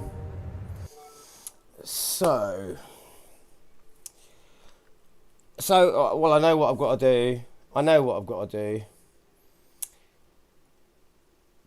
Oh, do I know what I've got to do? There's so much choice now. Do I try another car on this track that I know so well, or try Sebring?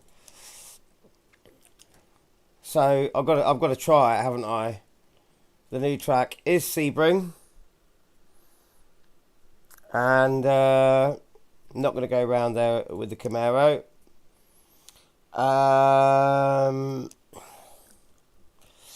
Let's see. What's a car that I know? I know we've got more GT3s in this now, haven't we? So let's just have a look at all. The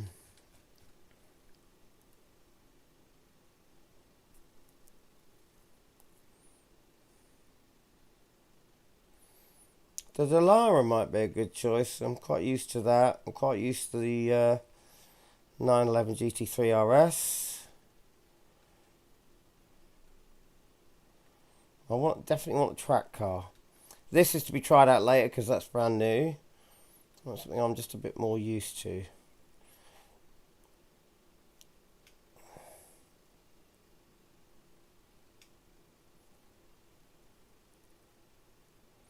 Something reasonably stiff suspension so I can feel about these bumps. I'm very excited to try the Chewy 88 GTO.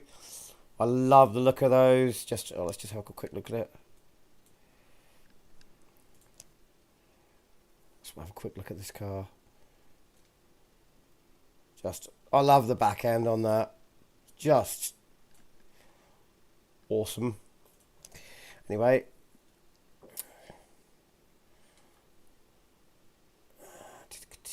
There's the new Ferrari to try out. This is a 2004 you mentioned. I'm not going to go for that yet. So I just want to... Well, I've been getting used to the Mustang. So let's see how the Mustang feels. The new Mustang. I'm used to that now. Let's see how that feels around Sebring. See what this laser scan is actually like. Would you like to switch the current? It's like... Yes. It is just right. I've only ever seen about 2 in my life, in real life, I think. They're They're just, one of them was stationary, and one of them was driving down through my village, and I was in an 1.4 Astra L, a 1980s four-door hatchback Astra L, and I was up behind this GTO, and he was just trundling along on this long sort of country 60-mile-an-hour road through the woods. And so I thought, okay, so I pulled out to overtake this Ferrari in my Astra. I was right behind him, pulled out, started accelerating, got to about like 3/4 of the way up beside him, and he just floored it, and off he went. And I kind of did that because I thought that's what he might do.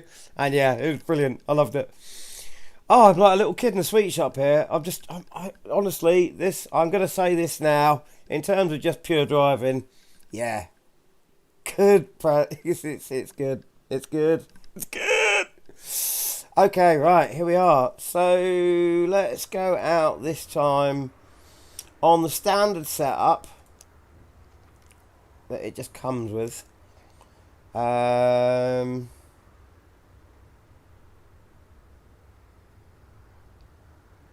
we'll go out with TC on and everything else. That'll be the first time I've driven it completely standard, even because usually I'll drive standard to see what the standard feel of it is like, but turn all the aids off. But this time I'm going to drive standard with the aids set standard. Right. Well, immediately looks bloody good.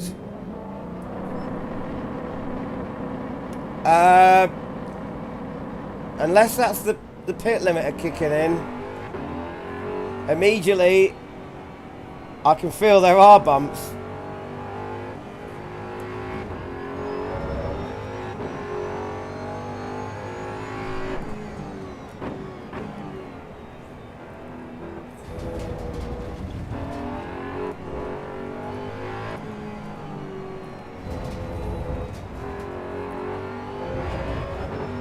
Now, will I feel this bit here?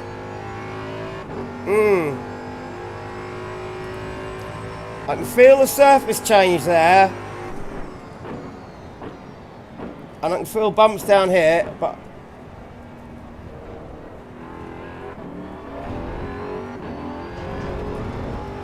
unlike R Factor 2, that surface change, you really feel it, you know. Maybe, but you can feel it in this, but not as much. Because in R Factor 2, when you go from that grey to black surface, the black surface is really smooth compared to the grey. It's different in this. I can feel a lot of bumps compared to, you know, obviously Laguna Seca has got lots of elevation changes, but the track itself is reasonably smooth.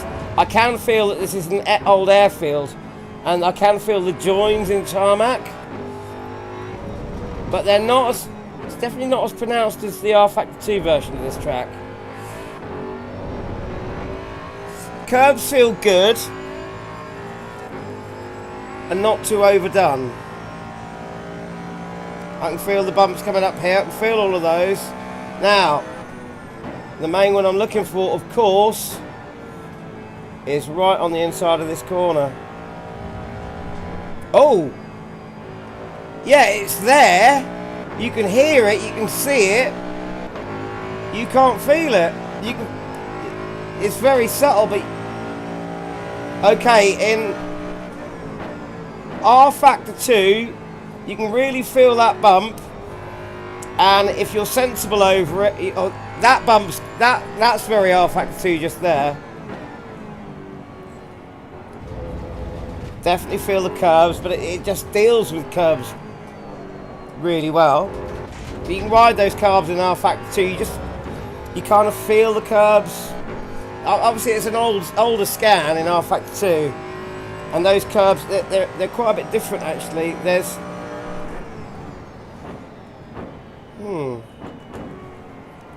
what's it like on the inside of it? Yeah. Yeah, that feels similar. A curve on the inside I just rode over.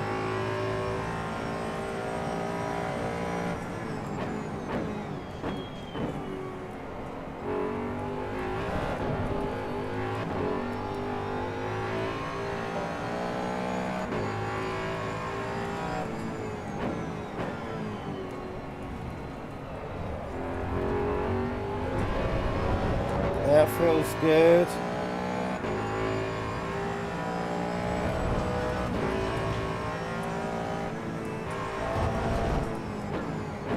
I'm getting more about the surface.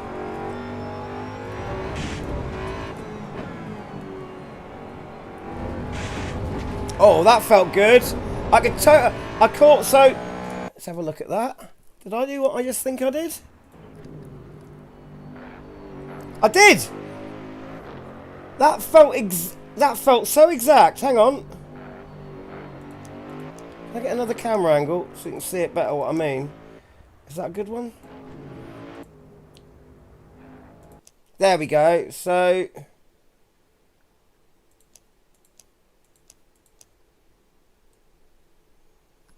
yeah. Right, look at that. I'll tell you what I can really feel there. Hang on a minute. Industry leading. Yeah, definitely. Definitely. I'll factor 2, but I'll tell you what I can really feel here. This is really impressive. You see the lip on that curb. See how steep that is? Even though it's very shallow. You know, the car can ride it with its ground clearance even at that low. When I went from... Can we do this in slow motion? Right.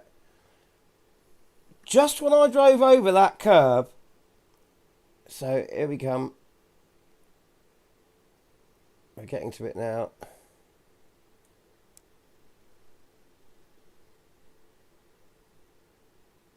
Here we go. Right, slow it right down.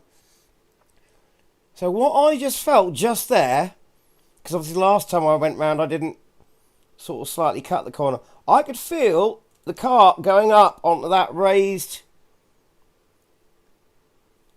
very shallow angle curb there. And I could feel very subtly it coming over these. But this is what really impressed me. Look what happens here. I drop a wheel to the inside of the curb. And it's come down there. And before it comes back, it kind of hooks. Before the suspension compresses just there. Let's go back a bit. So just there. Goes up. It comes down. And I felt the inside of the carcass hit the inside of the curb there. I could actually feel that. And I love that. I love that. When I was young, I used to have a 1988 Ford Escort. And there are a lot of country lanes around here. And so you've got those old kind of country lanes nearly, you know, not, you know, you can get two cars going opposite directions, but it's a tight squeeze. But the road, it would meet the corners. You've got a ditch on each side as well, so you have to be careful. But you've got the road, the tarmac would just get to the edge, and then there'd be a lip where it just hits the grass. And you could get an old 1988 hatchback to really get around those corners quite quickly if you lipped one tyre. I mean, you could feel it want to pull round. I felt it just there. This is why I'm loving this so much. Little things like that. Okay. But this bump up here on the inside, in R Factor 2, you can really feel it, but you can control it. In AMS 2, it's almost like you don't want to go near it. But if you get it on the inside, yeah, feel it just there. Felt it just there. Felt it in the steering. And it felt like you could ride over it like you can in R Factor 2. And it didn't feel as just over-exaggerated it does in... It feels a lot like you hit that in AMS2 and the car bumps up. But it feels less pronounced. That bit there feels very R Factor 2, that corner there. But that bump, whether I compare it to AMS2 or R Factor 2, it feels less pronounced in the force feedback than it does in both of the other two sims. And like I say, I can feel that transition, that you can almost feel the graininess. That black tarmac feels very smooth.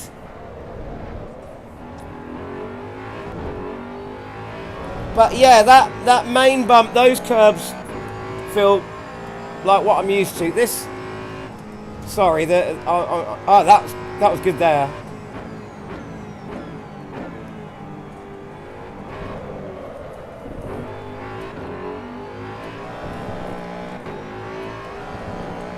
I can really,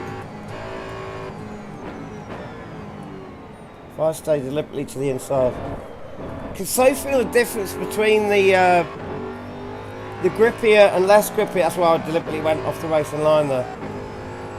Just feel it, you can so feel it grip up. Right, so what do these carbs feel like on the inside?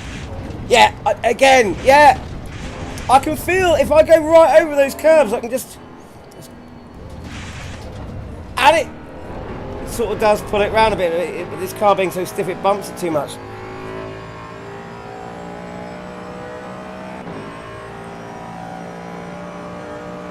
I wonder what the outside of this corner feels like, because there's a big difference between the outside and the inside. Yeah. Oh, there we go. There we go. Okay.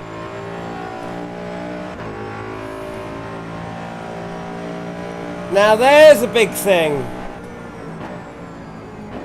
So obviously this is a different scan. It's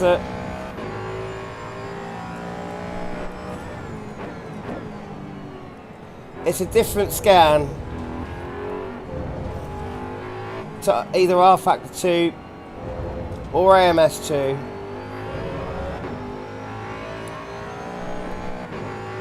Maybe since those scans were done, I don't know if the track has been resurfaced or whatever, but what I will say is I can feel that bump closer to the middle outer part of the track around that corner than I can to right on the inside. I'm going to try and hit the same spot again.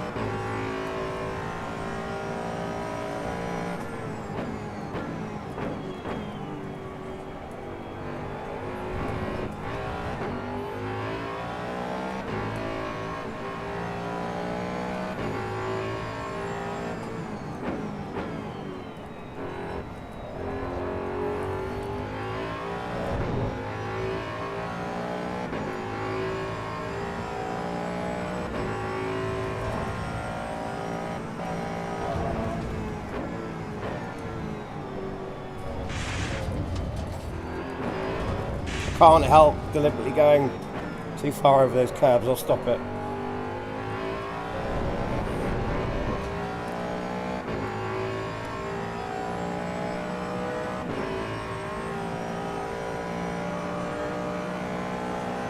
So I'm trying to hit the same spot again.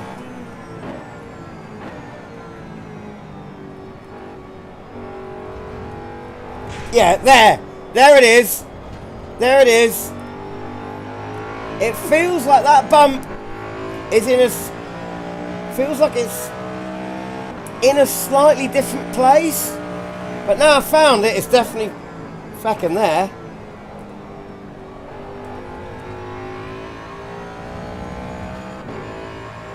But do I like it? Because I don't know. Obviously none of us know. Well, and I don't know if there's anyone I've ever met that's driven around Laguna Seca. And I don't know if it's been resurfaced since the old R Factor 2 scans. The AMS 2, like if you watch the cars on the replay, they practically nearly come off the ground over that bump. Which, you know, is exaggerated. R Factor 2, you can really feel it, but it feels like this. I don't know. It's more subtle.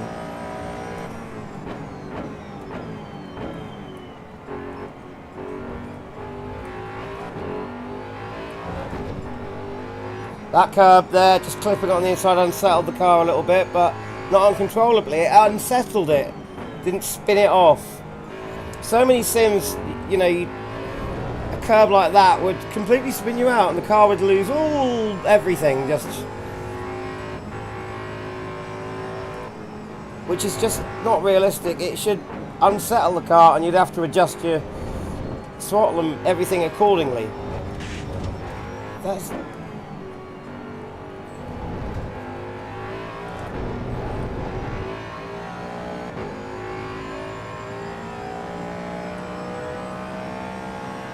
I feel a nice little bump on the inside there. What's it like right on the outside, right on the outside of this corner?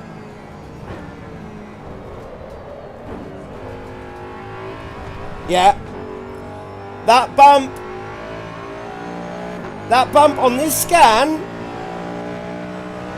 that bump is much further out. Like say if I was comparing it to AMS2, that bump is much heavier right on the inside of the corner. On this, it's further at the outside.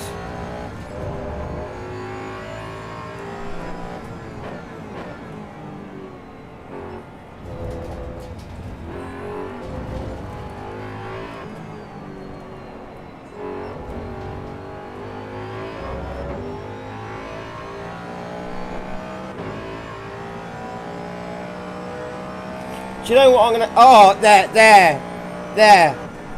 The transition from... Because there are a few things I can see visually that are even different. The R Factor 2 or Le Mans... Well, definitely the R Factor 2 version. There's not those two little circle patches. There's just that one big black patch of the dark tarmac. And I just went over those and you can feel them. Even more so than the big patch.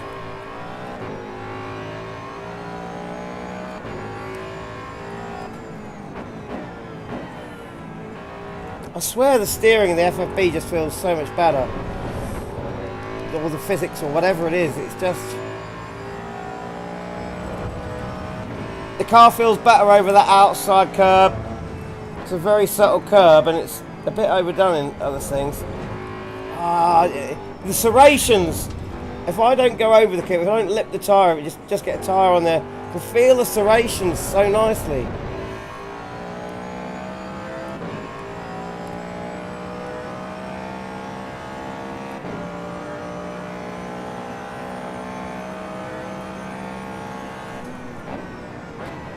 Let's just try go for a normal racing line through here.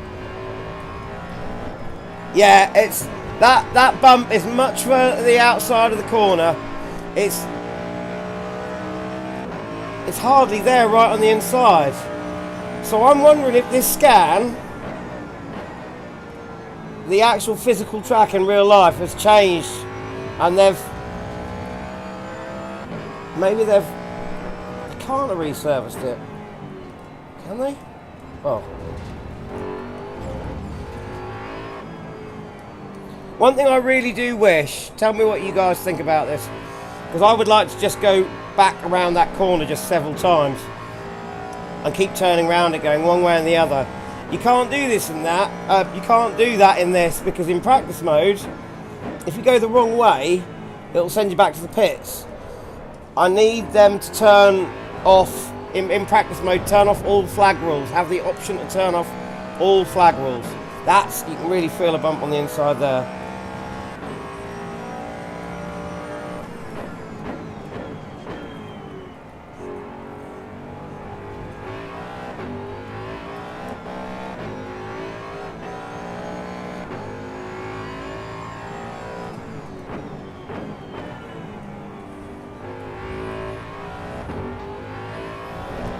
Wow, I've been having so much fun, I'm nearly running out of fuel. You can feel that change of surface there as well.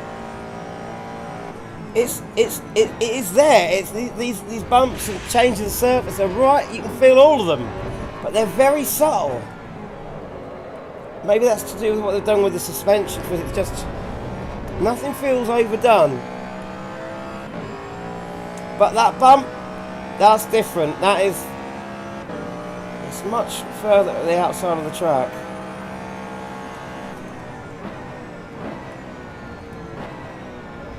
So, there you go, right there. Felt it right there. It's... Do I like it? Do I like it? I do like it. I like this.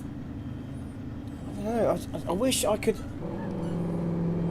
See, if I do this for too long, it's just going to send me back to the pits. Oh, I've got my traction control on. Let's just turn all that off.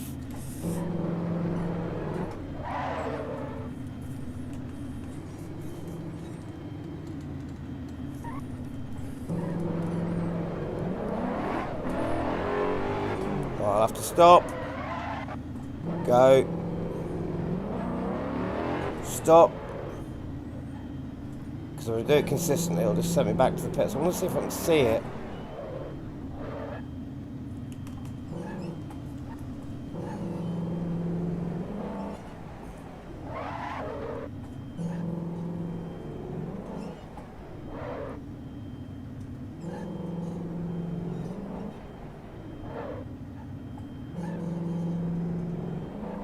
There it is! It's right there! There, can you see it? Boom, there.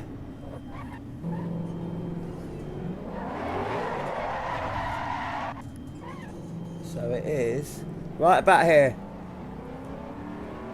There you go, right there.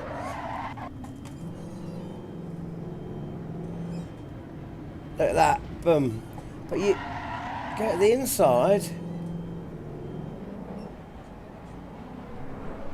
It's there, but it's very, very subtle. Yeah, so that's the major difference. Where that big bump is. Okay, right.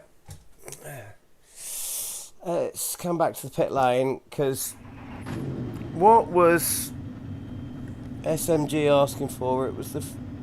Let's see.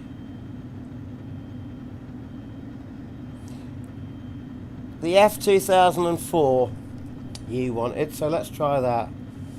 F2004.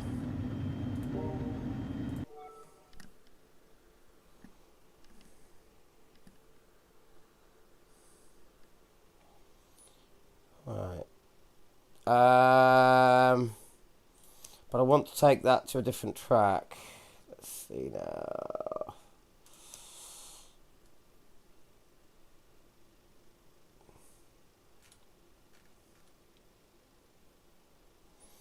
F2004. Where do I want to take it to Imola? This is going to feel very smooth compared. Right. All.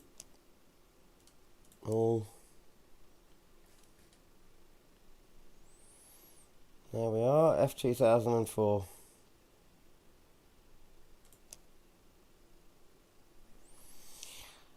This is going to be a very different experience, I'm sure. Right.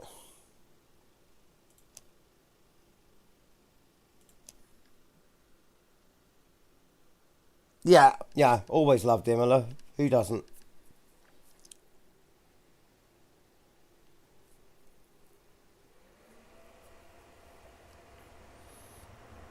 Extremely smooth service in pretty much every sim as well. The very modern version.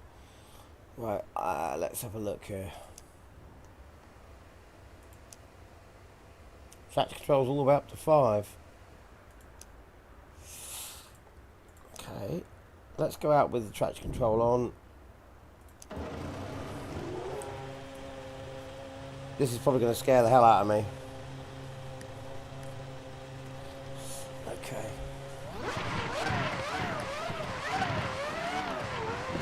I really do find it's such a different experience, even just in the simulator. You jump out of any car and jump into an F1 car. It takes a bit of getting used to.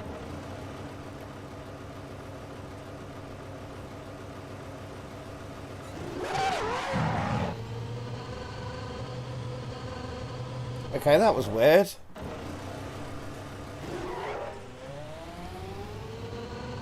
Oh no, that's just the thing starting. Okay.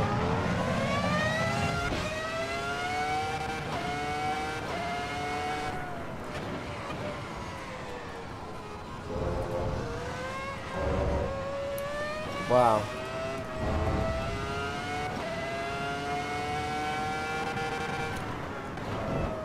Nah. First things first.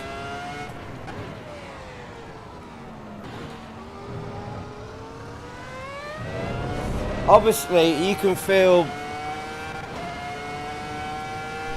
an F1 car is going to be much stiffer and oh my god.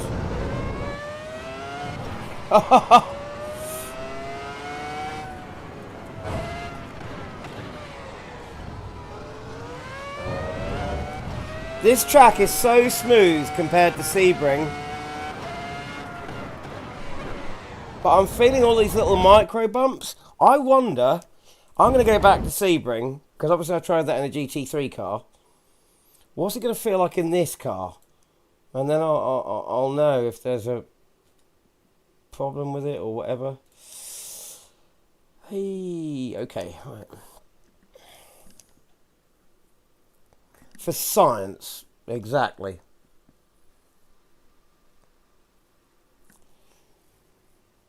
So if I can feel all those tiny little micro bumps in Imola surface, which is so smooth in other cars, what's it going to be like in this after going around here in the GT3, right?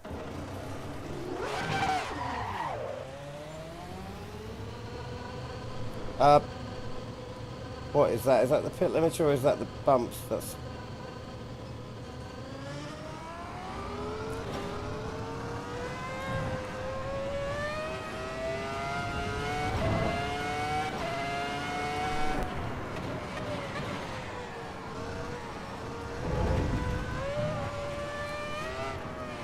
No way!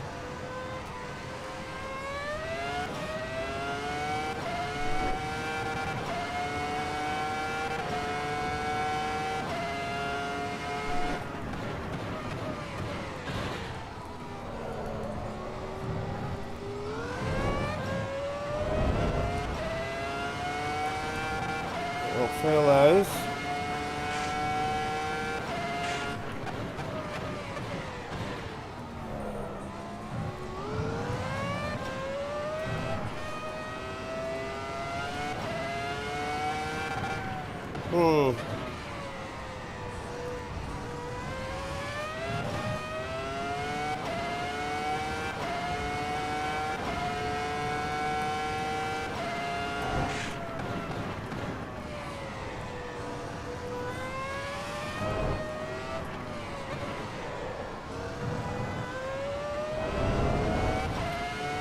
Wow, even...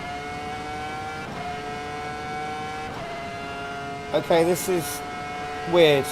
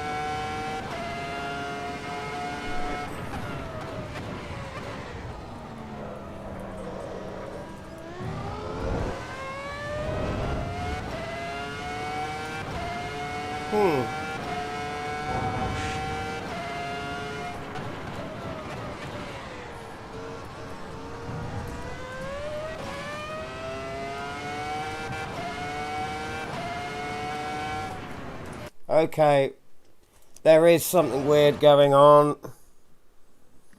There is something weird going on. Go back to Imola.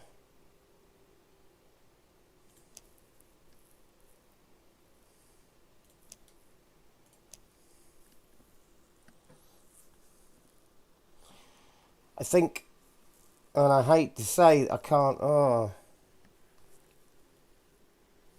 Alright, okay, hang on.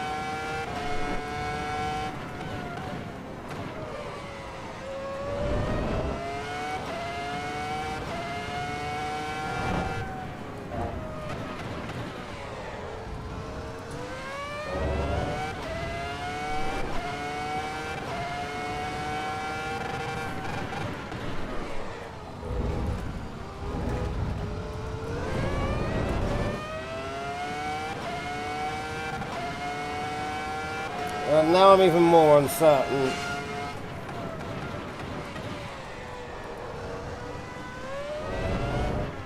I've got to say,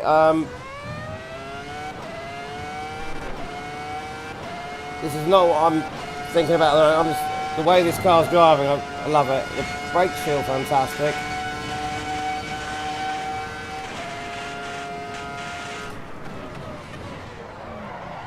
I can get such a feel for that. Like, they lock up right at the end. That's good, but let's just go one more time back to Sebring. I don't know if I'm right or wrong here.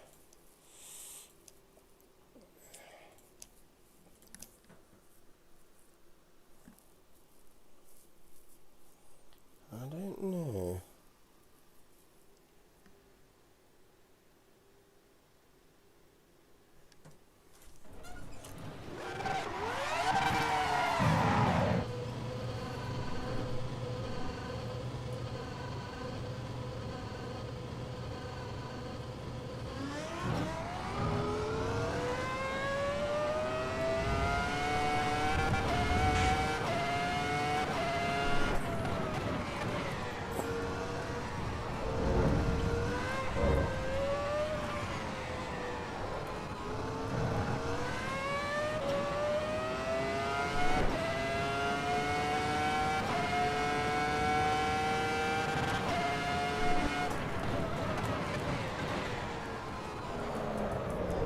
Over that.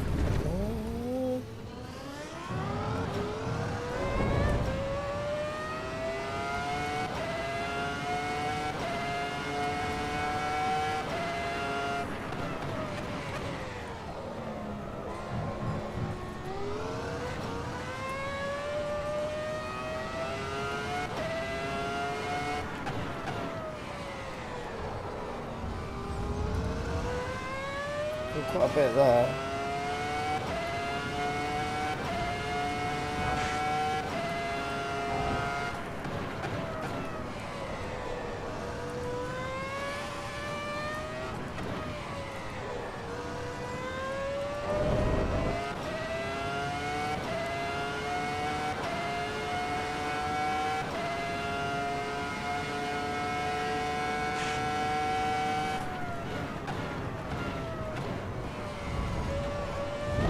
Oh, there we, yeah.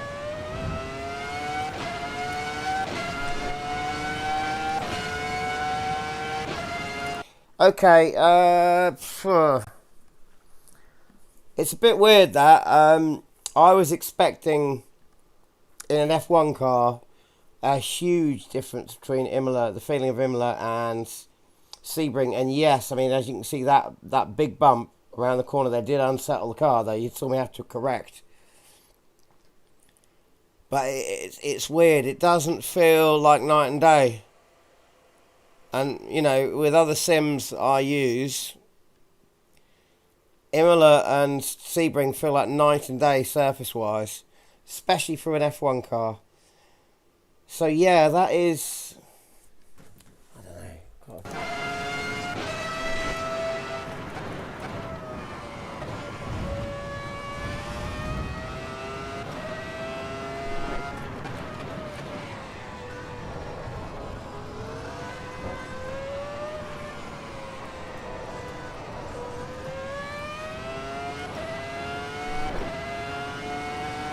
Feel that surface change.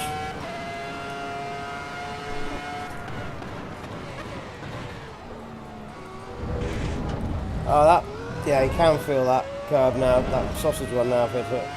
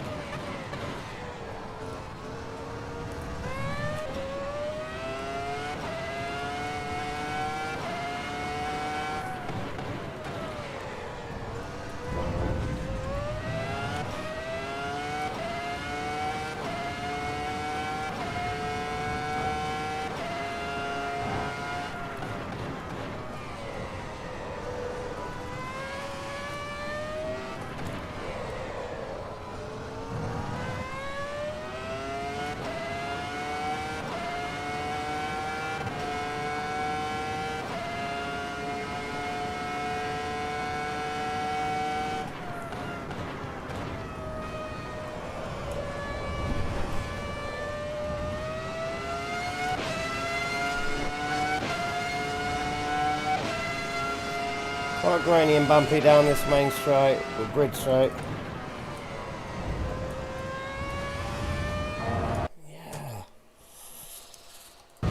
Yeah. Interesting, definitely interesting.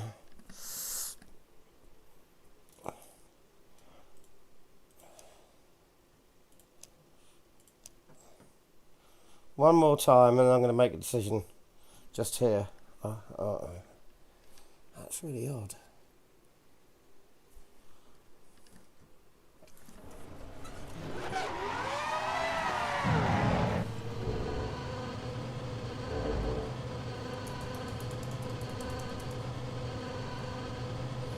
I mean, there's one big difference. I've never driven an F1 car around Sebring for some reason, so maybe I'm not going fast enough. So, but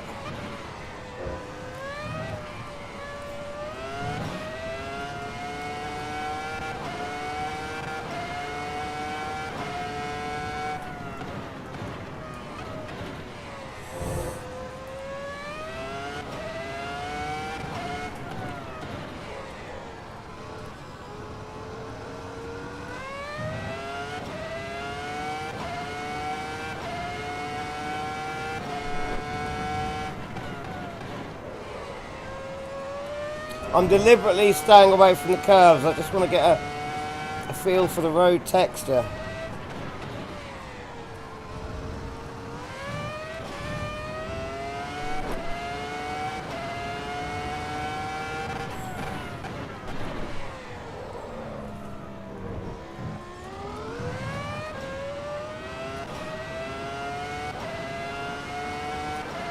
I don't know how to describe this. It's just...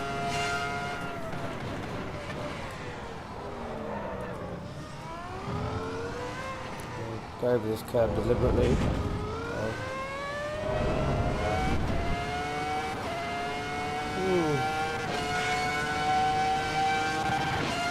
Oh, I can really hear what they've done with the reverb effects there.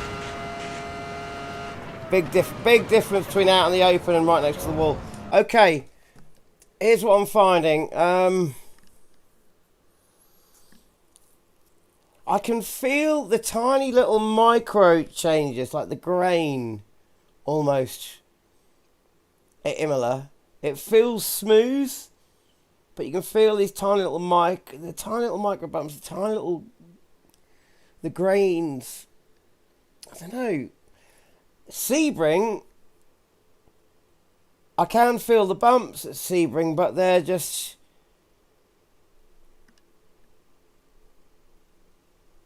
They're almost going like in this car. It's almost like going over the slightly very beveled edge of these very smooth curves at Imola before you get to the serrated bit. And with the way, so I thought there's something wrong with my headphones there. Yeah, Sebring is I should be able to feel a lot more grain on those big slabs and the sections between them. It really doesn't feel like night and day. Huh. I mean, in R Factor 2 there'd be a big difference between Sebring and Imola, and I know that Imola is actually from... The Imola in R Factor 2 was actually from Riesa. I mean, but there'd be a big difference between Imola and Altman Blister 2 and Sebring and Altman Blister 2 than in this. There's just like that. AMS2's like that. R Factor 2's like that. And I haven't tried Imola in Le Mans Ultimate because I don't have Imola in Le Mans Ultimate. I haven't got the track. That's really... Huh. But the car...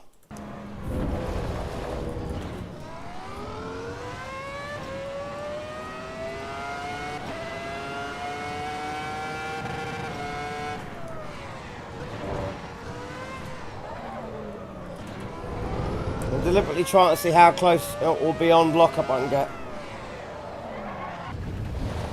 Yeah, I love the braking feeling.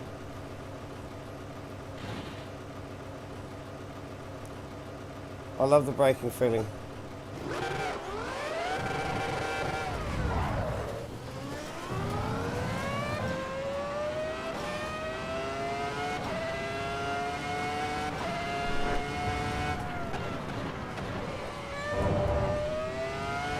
And I love the feeling between, now I'm going and using the curves now, I'm loving the feeling between the smooth surface and the curbs.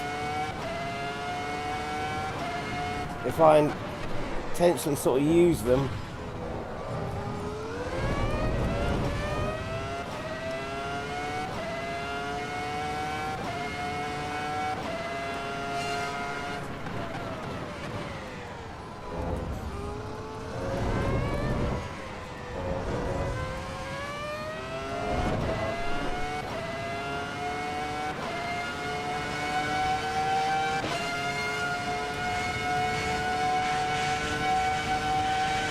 Right, through that bit there, it feels really quite bumpy through the steering, and that's on a very, very smooth bit of track. And there are a few bumps just at the end of the pit lane before it veers off to the left there. I felt it in other sims. You know, to a lesser or more degree, but they really feel quite bumpy. And at Sebring, I'm not getting that granular. It should be 10 times more intense. But the way the car's driving,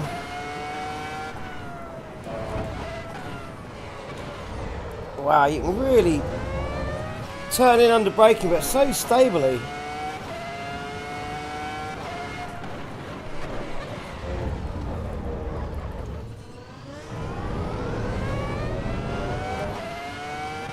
Really nice rumble over that serrated curb there.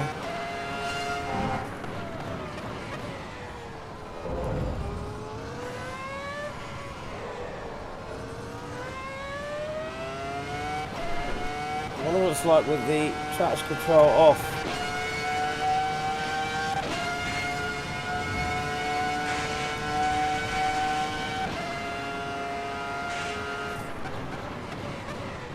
I love the brakes.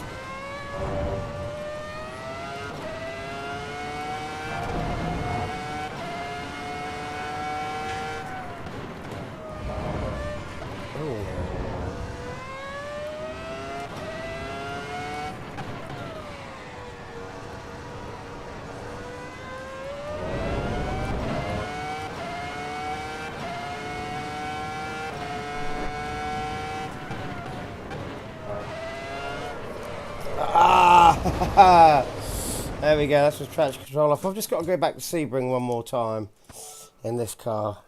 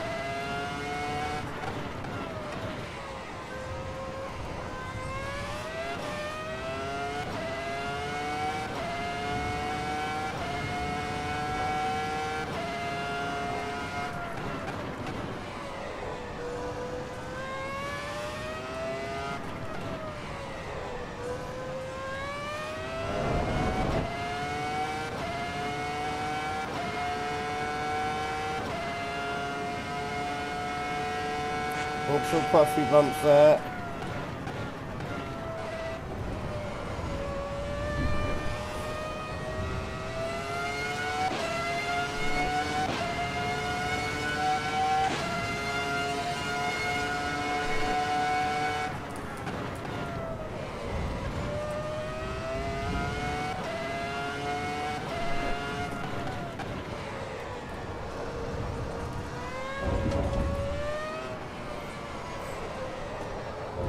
Yeah, no. Oh, I've just got to look something up because that is a bit weird. I really hate to say that, but that is a bit weird. Alright.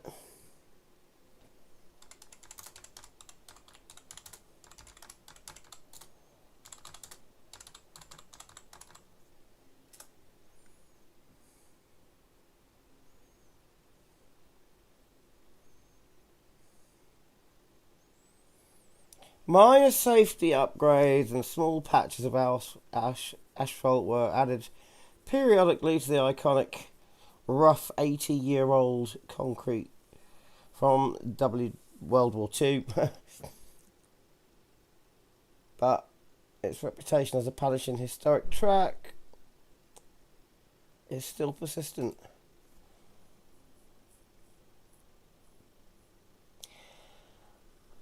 Oh, I really hate to say this, guys, but everything so far amazing. But then Sebring, yeah, Sebring, it doesn't feel right. You know, and before it was mentioned in the stream here,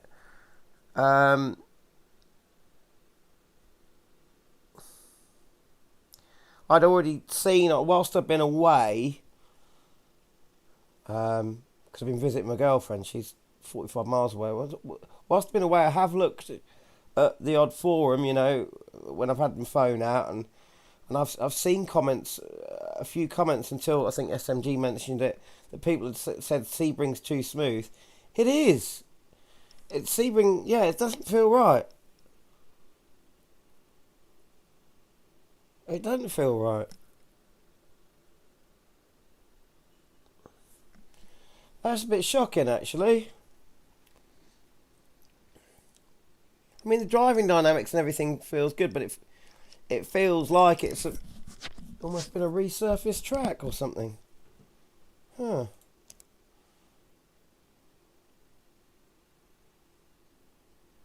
Bit taken aback by that.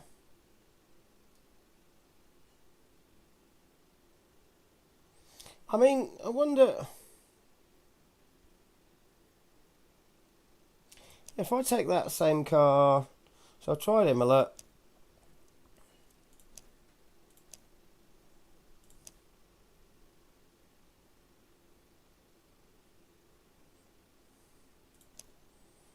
Let's try.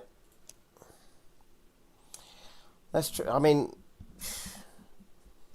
the carousel will tell us what it's like. Well, yeah, you know, yeah, I suppose that is an answer, really, isn't it, SMG? I mean,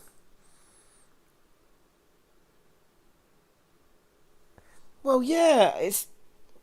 I don't get it. I don't get it. I don't get how you can't. I mean, if it's a laser scan, it really should pick up all of that. It just doesn't make any sense. I'm going to try it here.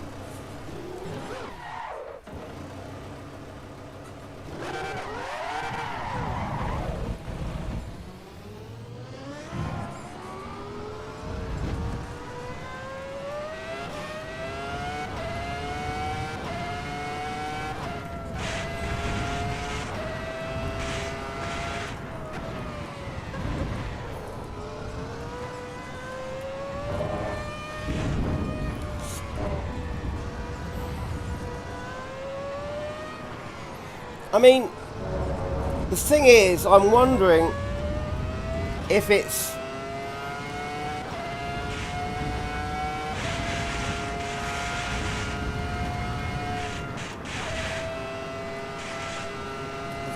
I'm wondering if it's a physics thing, the way that they've worked on the suspension and everything else. You know, look, I can ride that and it smooths it out.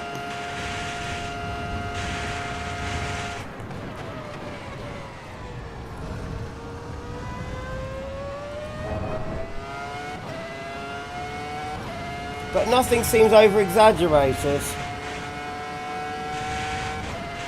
So I'm wondering if I'm just expecting it to be more...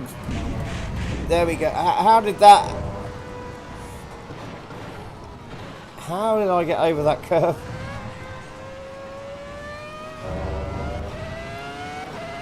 Hang on.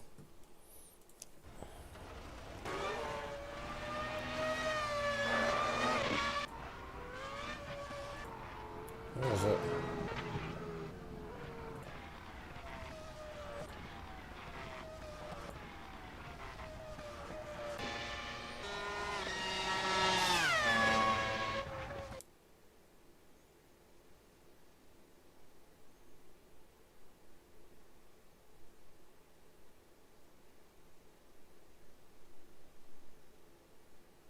Quite amazing that I made it over that, isn't it?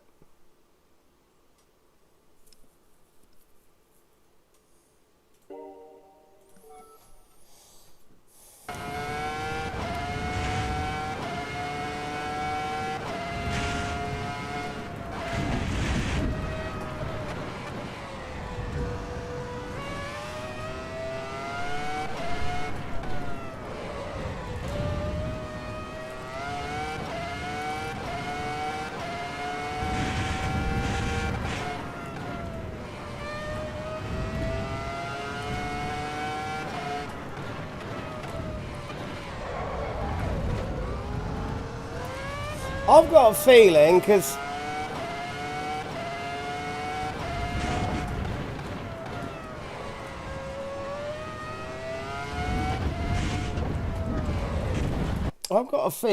it's to do with the new work they've done on the suspension.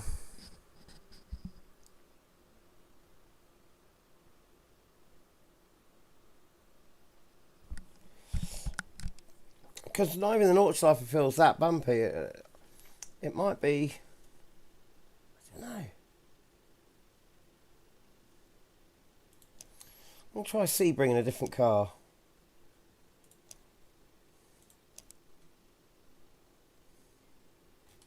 I'm going to try Sebring in the Dallara. Because that is a pretty damn stiff car.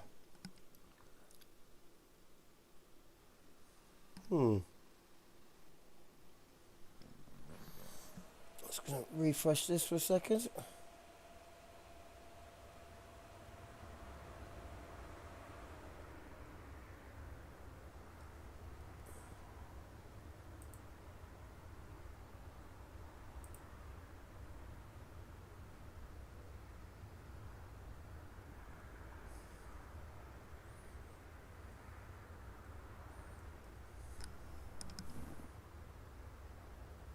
Why is the YouTube feed not updated? Oh, it is. Okay. Right.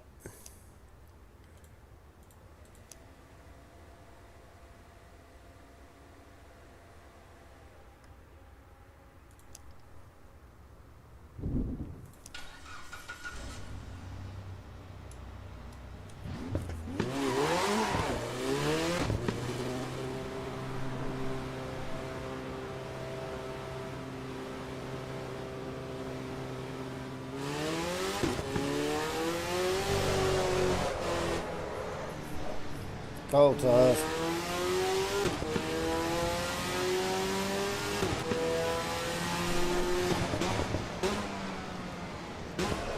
Oh God.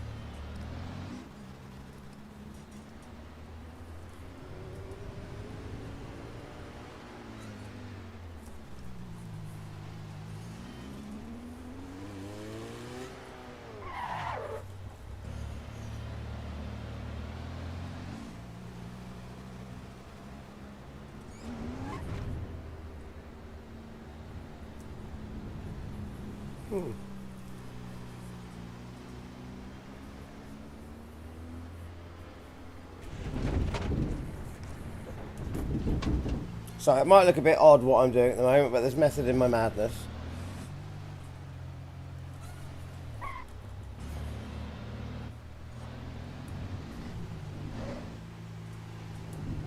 Okay, so that works. It's just... well, it should be, but...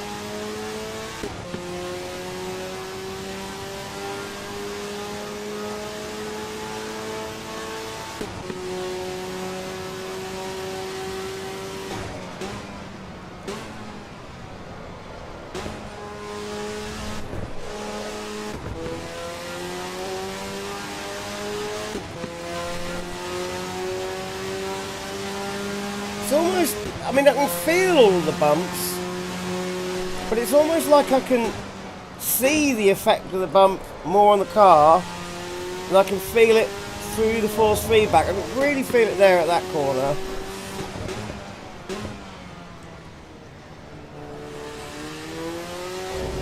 It doesn't feel bad either. It doesn't feel bad at all.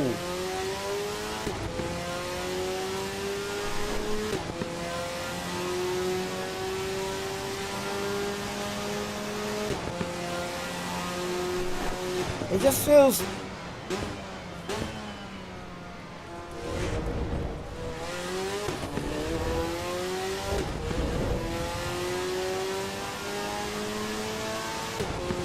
very overly subtle.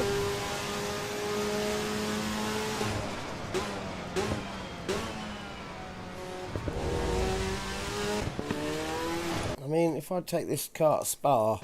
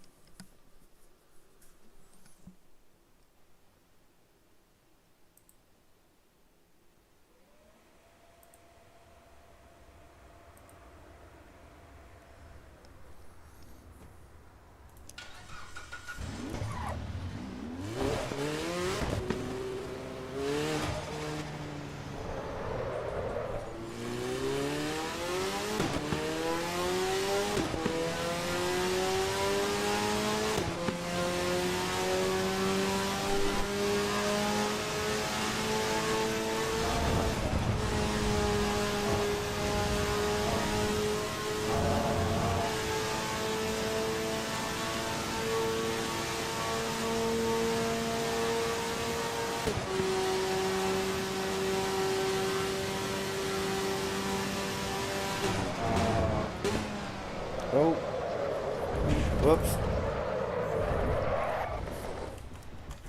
Love the dynamics of that slide.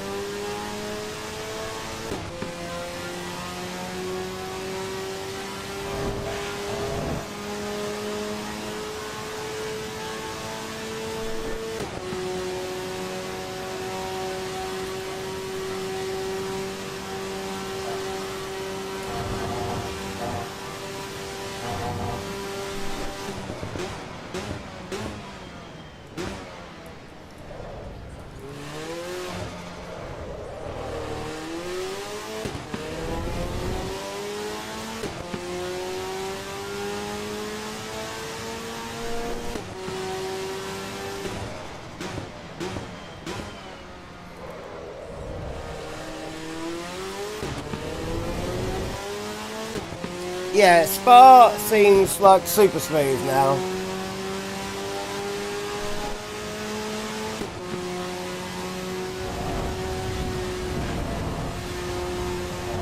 But I tell you what, you can really feel the compression going through the Rouge. I think what I'm feeling more is that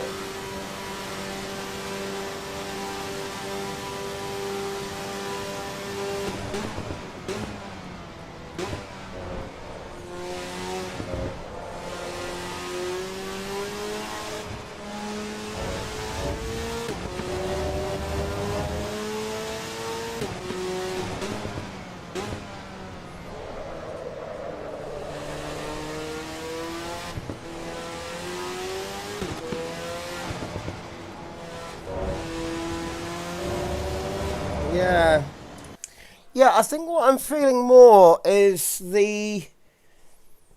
I'm feeling with this physics change, it's different to the track. What you're feeling from the track texture, I'm feeling exactly what the suspension arms and everything else are doing really well. You know, those subtle things that you'd feel, and I feel, you know, you can feel in a car, but it's the grain and this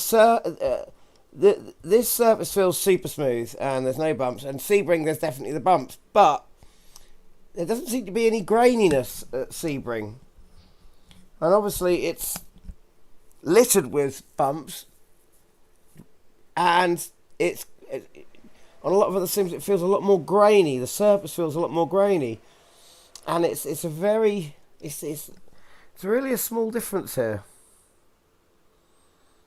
Right, okay. So, yeah, that's a bit odd. But I'm still loving the way it drives. I'm loving the way it drives. So,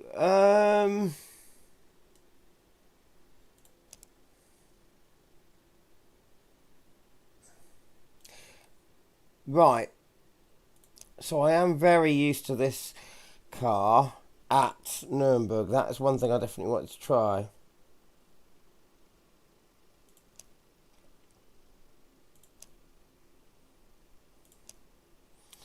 And I'm most used to it, the tourist version. I want to see what this car is like.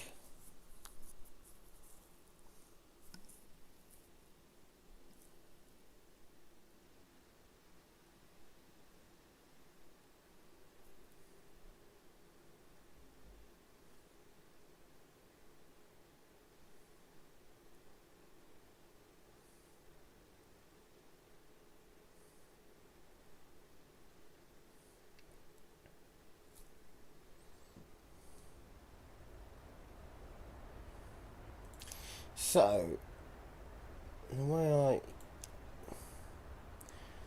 usually drive, this is on 100% boost because I'm a nutter.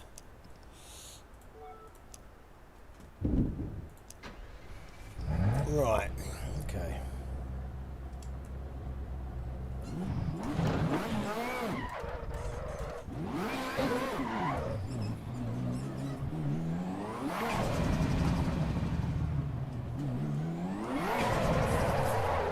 Wow. So I always like to give it a little bit of a spin around the car park.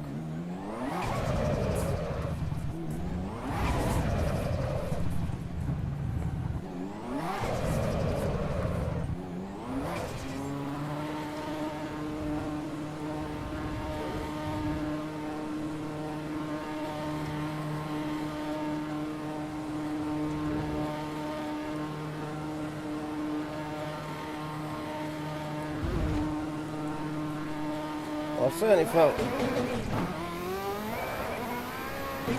that little sausage curb there. This, oh,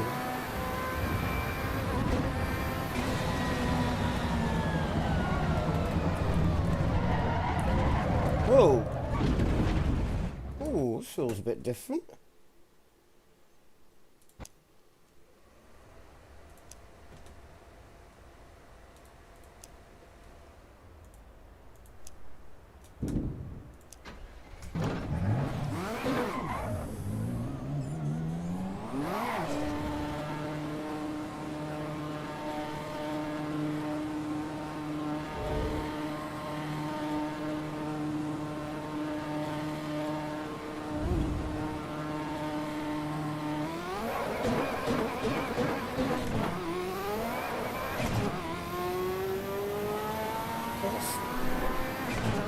Something feels...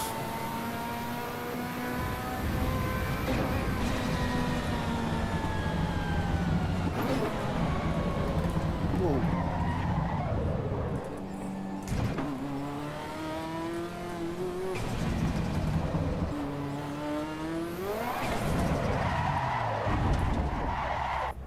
Okay.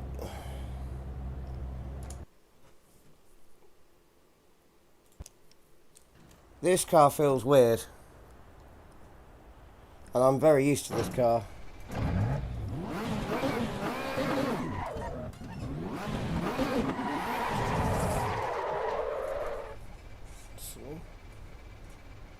Something's out.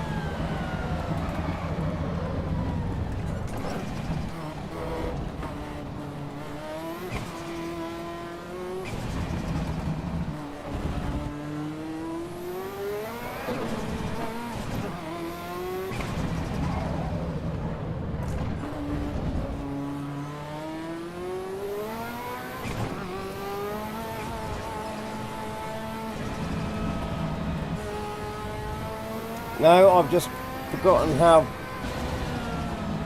scary this car is, I think.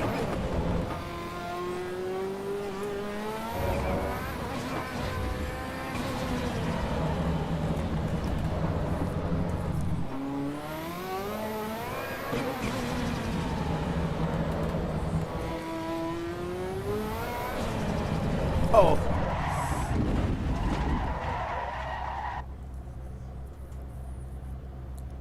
Okay, this car feels more snappy than it ever was. Whereas with... that feels more snappy. Is there anything else I'm doing different to how I used to drive this vehicle setup? Did I change anything on this?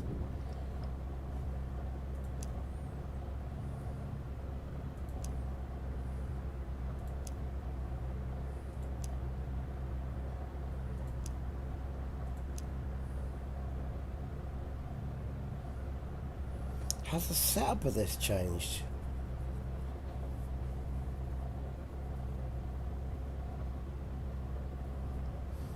We'll just come back down to 70.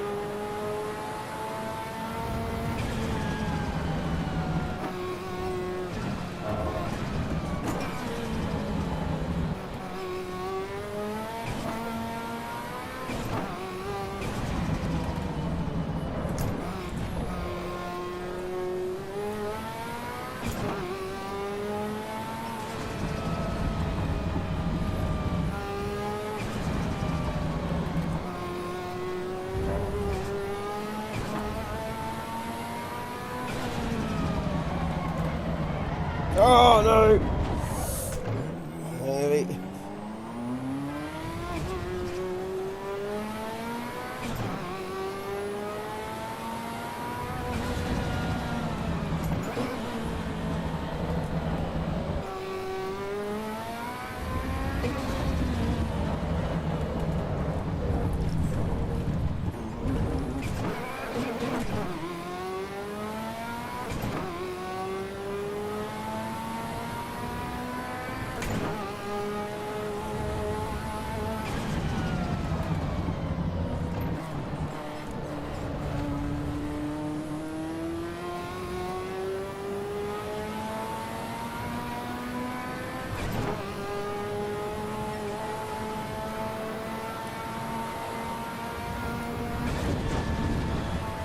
That's exactly the same thing I did last time I drove this car.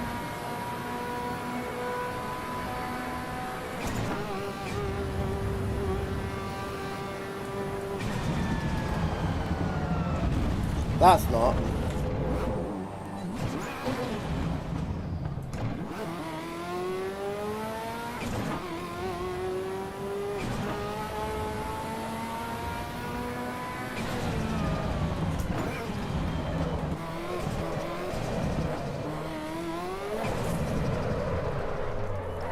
So snappy.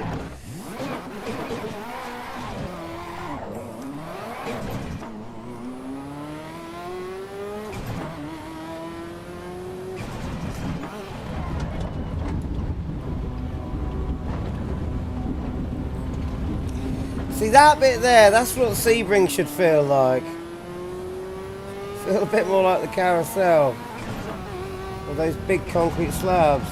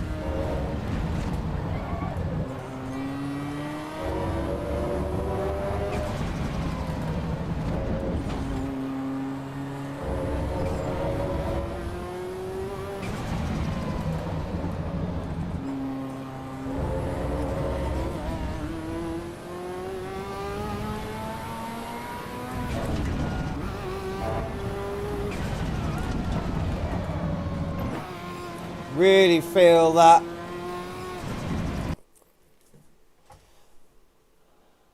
Really feel that jump there.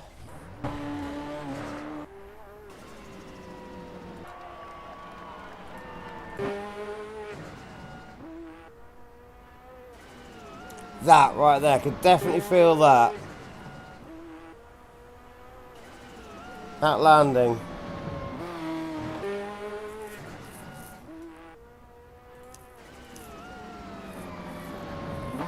Very much so.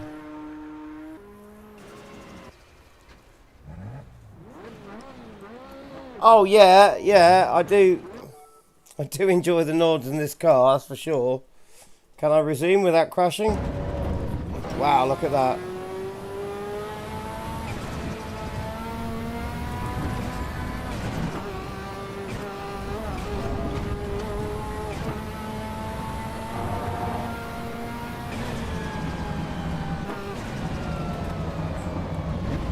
Oh, I'm not used to it though. I need more practice coming out.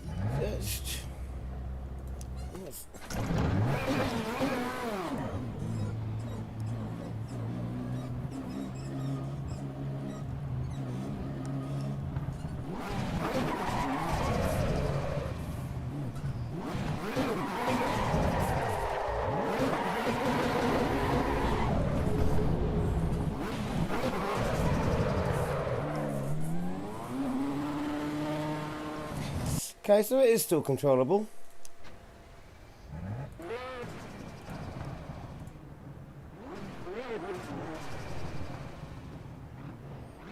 scary car. Scary, scary car.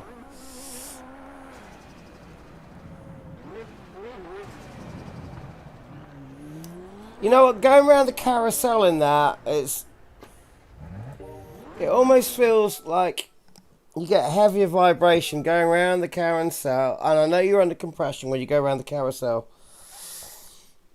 But those bumps around there feel heavier than if you actually hit one of the big curbs sometimes.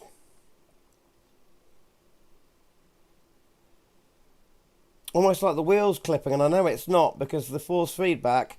I've got the wheel at 100%, and the gain level in this, well, we get the settings, I'm at 30%, so there's no way it's clipping.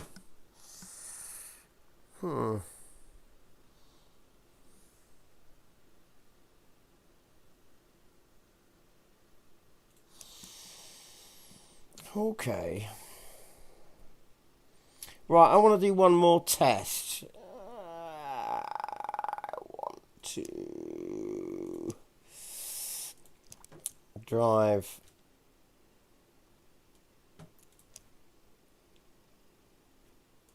the 288 GTO. That's what I want to do.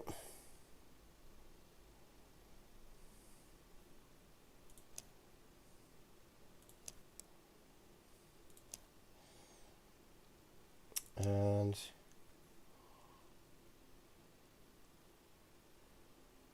I think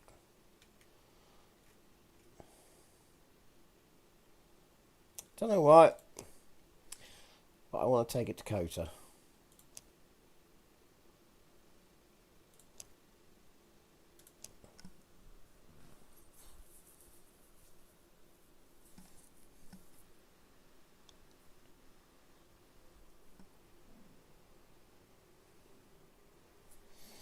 Yes, yes I do.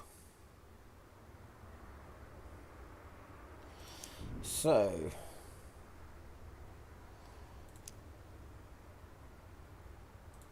I guess we've now got Motec in the sim. Supercar road. Supercar or road tyres. Okay, we'll go out in the supercar. Okay. Not too much you could adjust, as you'd expect with this being a road car, so cool. That seems pretty accurate.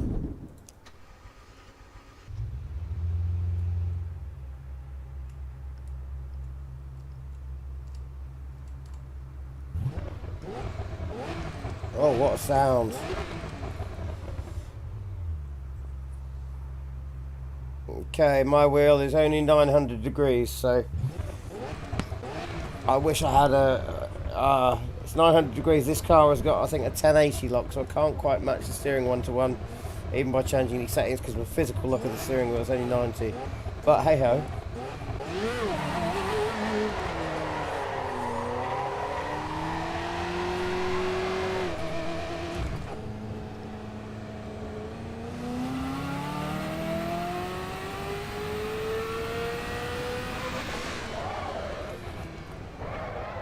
Ooh.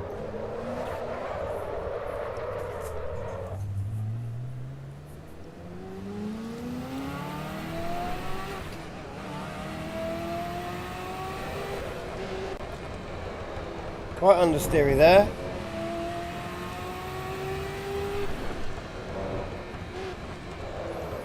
A little bit oversteer, quite a lot oversteering on liftoff. Wow.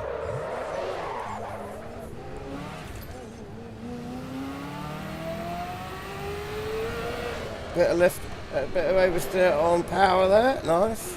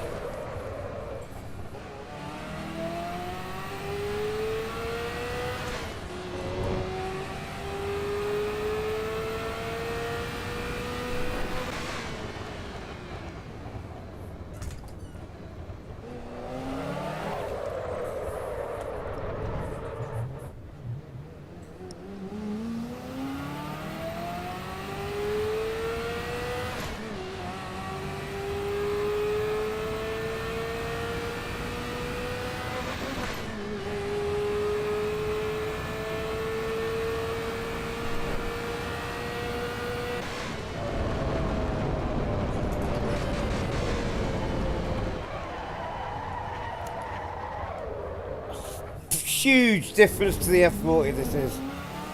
Especially on road tyres, just as soon as you swap from slicks to road tyres, big difference.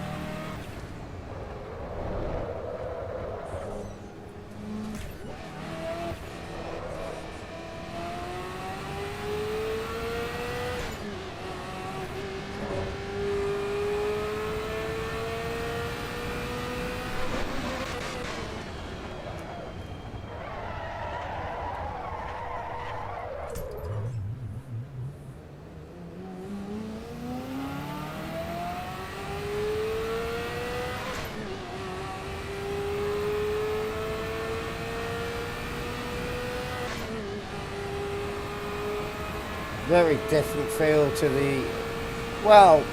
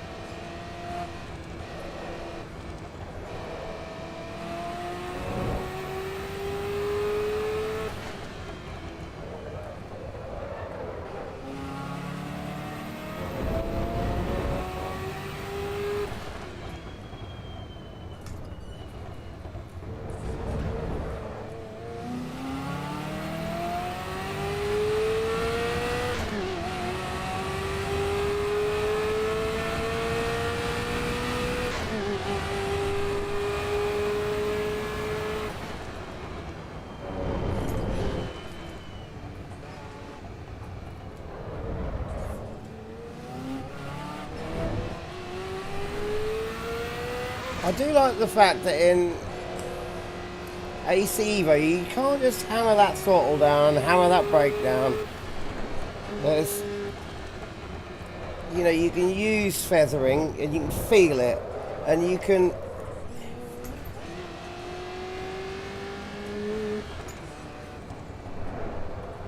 cadence brake and really feel it. In a car without ABS like this, you can get in trouble. You can cadence brake it a little bit and modulate, and you can really feel it. It's really dynamic.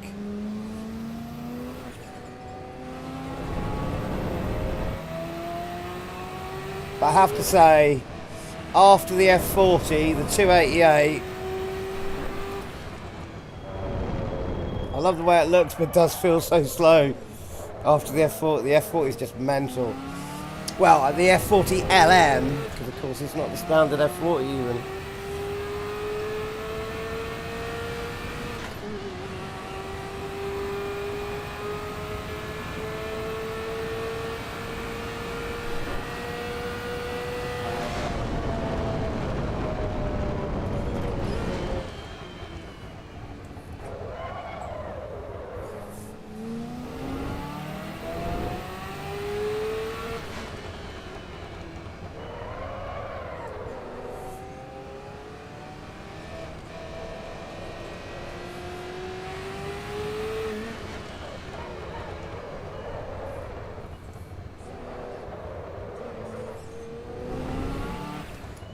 Alright.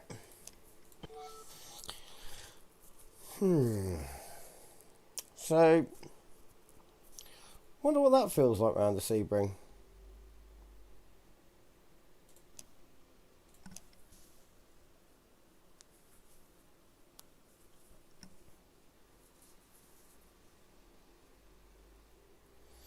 Apart from this thing with the relative bumpiness of different tracks, I'm just loving the driving experience.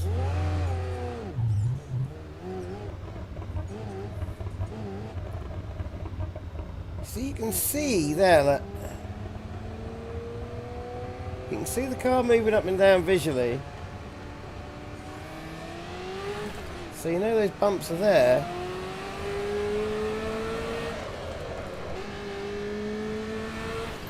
Maybe it's just a force feedback thing.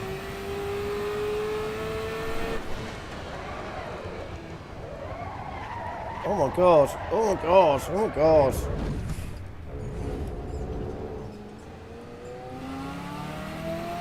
Okay.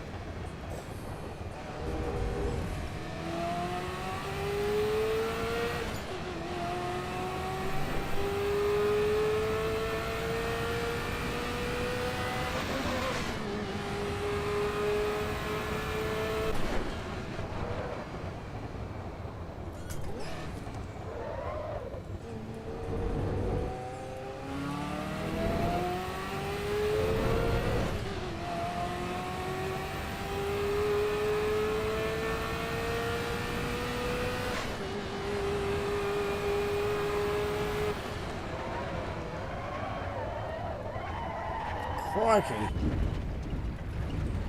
Tyres have got no grip under braking.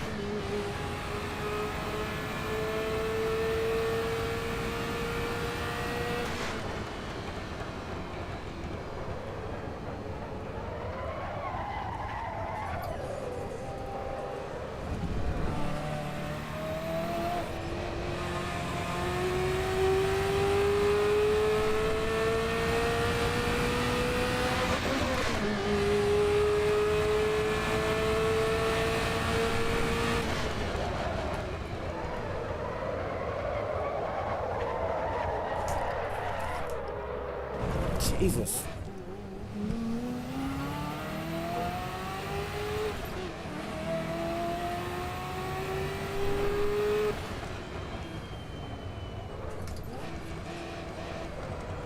I wonder what this is like on road tyres. If that's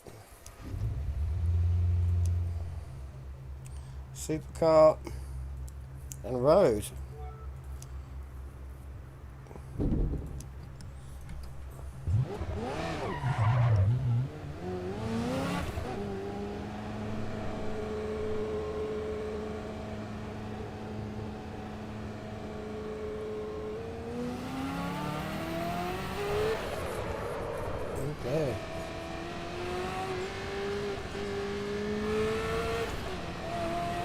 definitely really get the feel, you know, after all those, you know, starting off in the Mustang GT3, modern GT3, you know,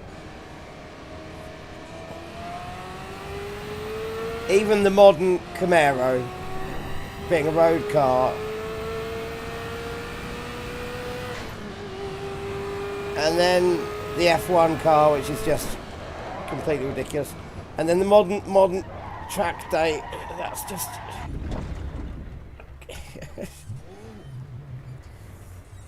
all of those cars. You get into this, and it definitely does feel like it is a Ferrari, but it definitely does feel like an old car. That feeling's really good, but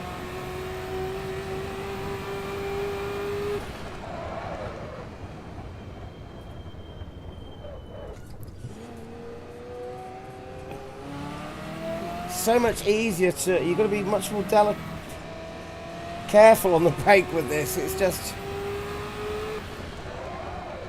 very easy to lock. I find this Ferrari very easy to lock up.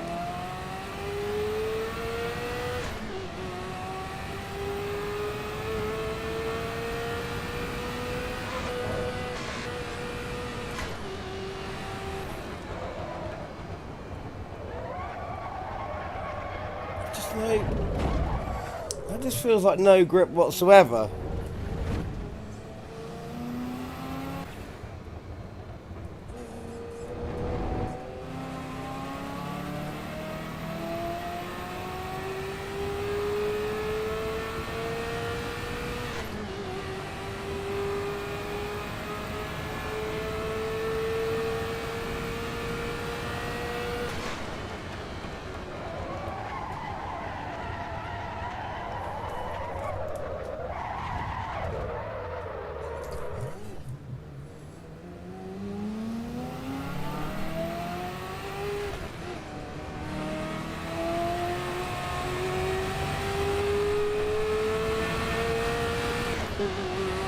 Main straight here, even in this car with its softer road suspension, I can feel it's, you know, a lot more bumpy than a straight at Cota.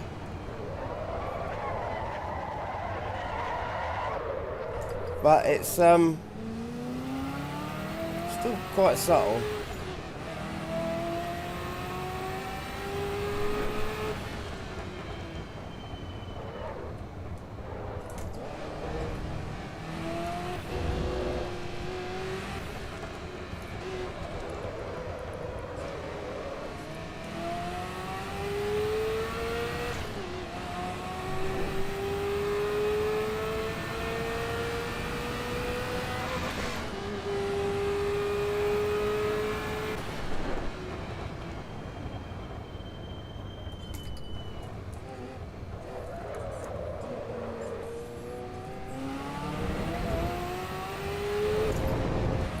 Right.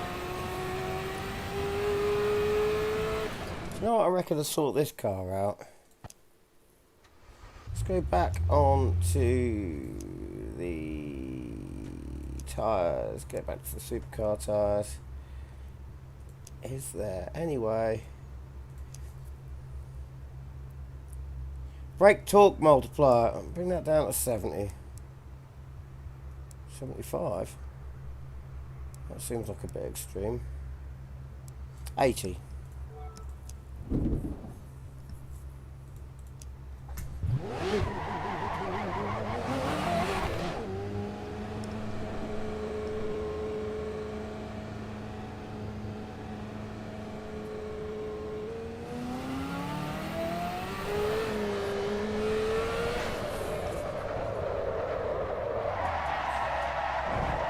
That's just a bit.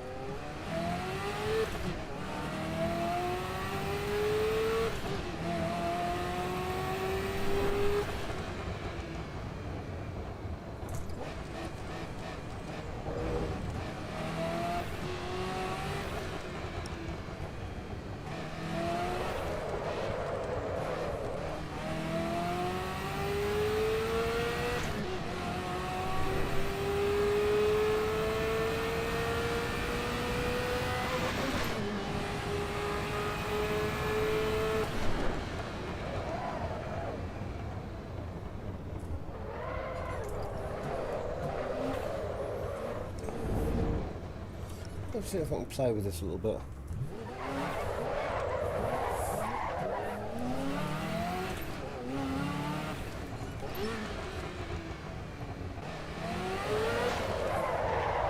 Jesus.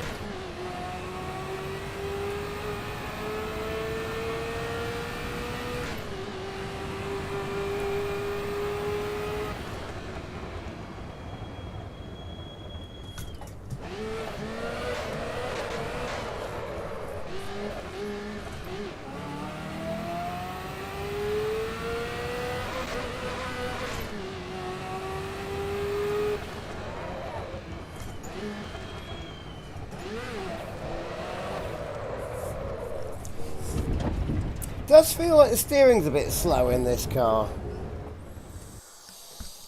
Nowhere near as much grip as I thought there'd be, but it's still an old road car. Right. Okay, so that is what, 7 o'clock. Okay.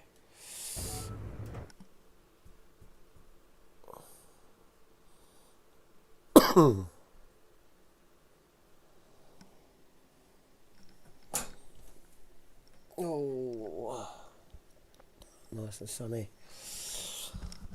So it does. I'm gonna have to end the stream there because that's all I've got time for at the moment. I might come back to this later tonight or possibly tomorrow. Because I'm still not sure whether I'm going to be here tomorrow or not. But how big are the tyres on that? Not massive.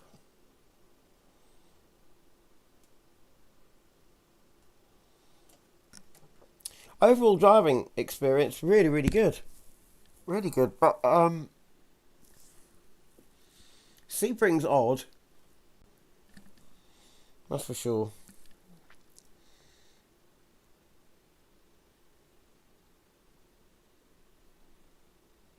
But driving experience was what they've done with the suspension model and everything else, and the overall performance of the sim. Really good. I'm happy. It's going in the right direction. I really do think it's going in the right direction. But yeah. I've got a lot of thinking to do. Oh, thank you, mate. Oh, I'm glad you enjoyed it. I'm sorry I seem a little bit inconclusive at the moment, but it's got me thinking about all sorts of different aspects. And also, I do find this with any sim, and I'm pretty sure if you did this in real life, you'd get a hell of a shock. You start off driving in, you know, thoroughbred racing cars, especially modern ones, and then you jump into something like this. It's if you did that in real life, you'd be like, whoa, this is a shock. Whoa, it's got a grip. Whoa, what's going on? Even though it's a Ferrari, it's still a road car, isn't it? And it's a really old road car. But you can really sort of pick that up from it. I got really kind of absorbed there. And I know I wasn't even trying to do proper laps, and I was doing silly things around that, you know, that corner where they've got the off run, and I was just trying to slide it around there and see what the parameters of the tyres were. But, you know, it's interesting. I'm going to have to come back to this because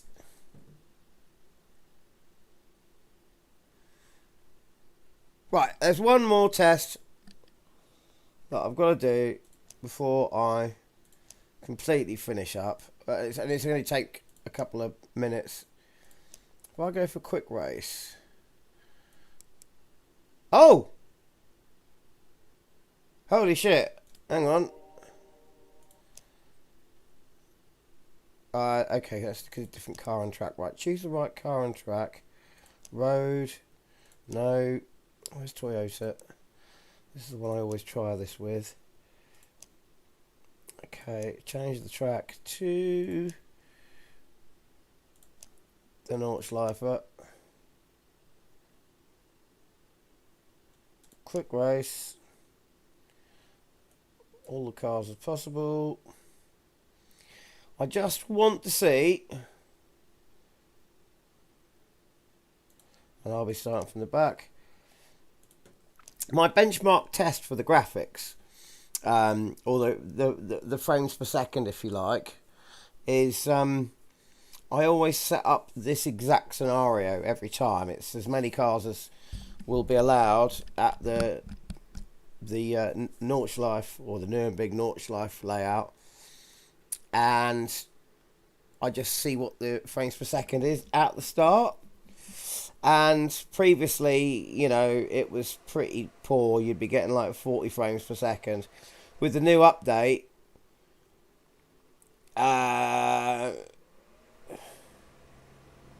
you're getting more like 70. And I just wanted to see what that was like with OBS running, because OBS has a bit of a big hit on AC Evo.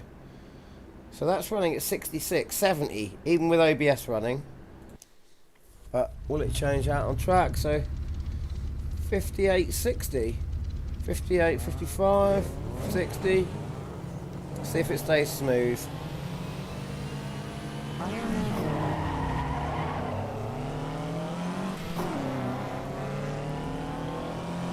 Wow.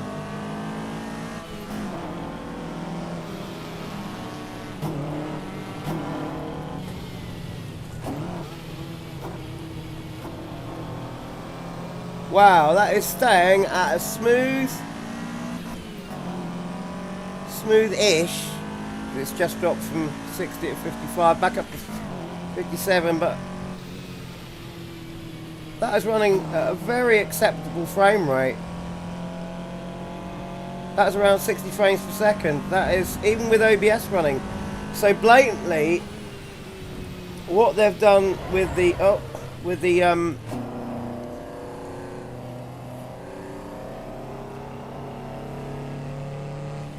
processor enhancer, I know that they've done something that not just improved the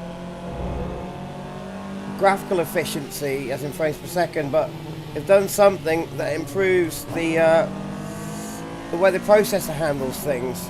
So obviously that's giving it a boost, because running anything else before OBS, I did a lot of work to make OBS run okay with this. But it is running a lot better. I'm saying like 20% better, definitely.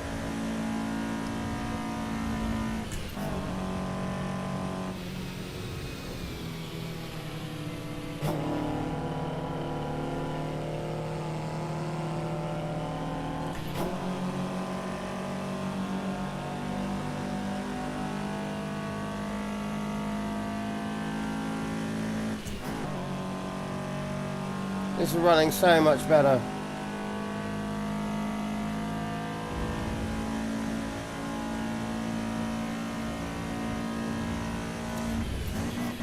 Like I said earlier, I'm sorry if I've sounded a bit inconclusive about some of my findings. I'm not sure if I'm right, and I keep second guessing myself. You know, even down to things about how the cars feel at different tracks, in terms of surface and bumps and stuff. But the way the cars feel through the steering, there are certain sims which have got great force feedback, but everything's overdone. It's like you'd never feel half the stuff that you do. That little compression there is great.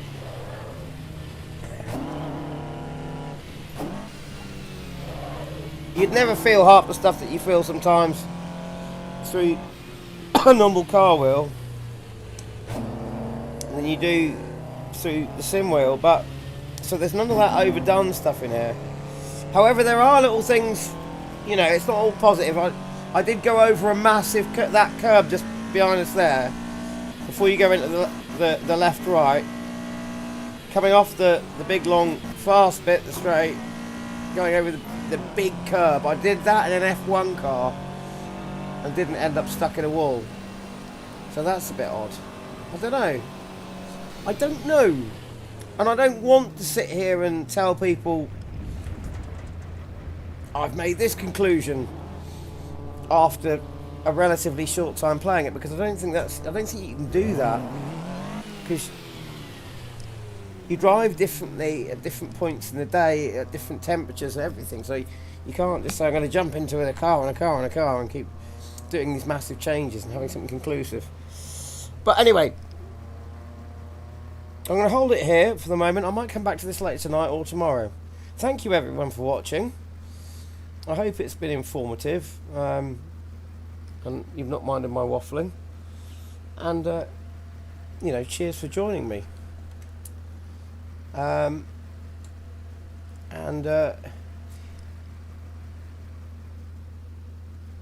you, mate. Much appreciated. Cheers, SMG. And yeah, here ends the stream, and I will see you again soon, hopefully.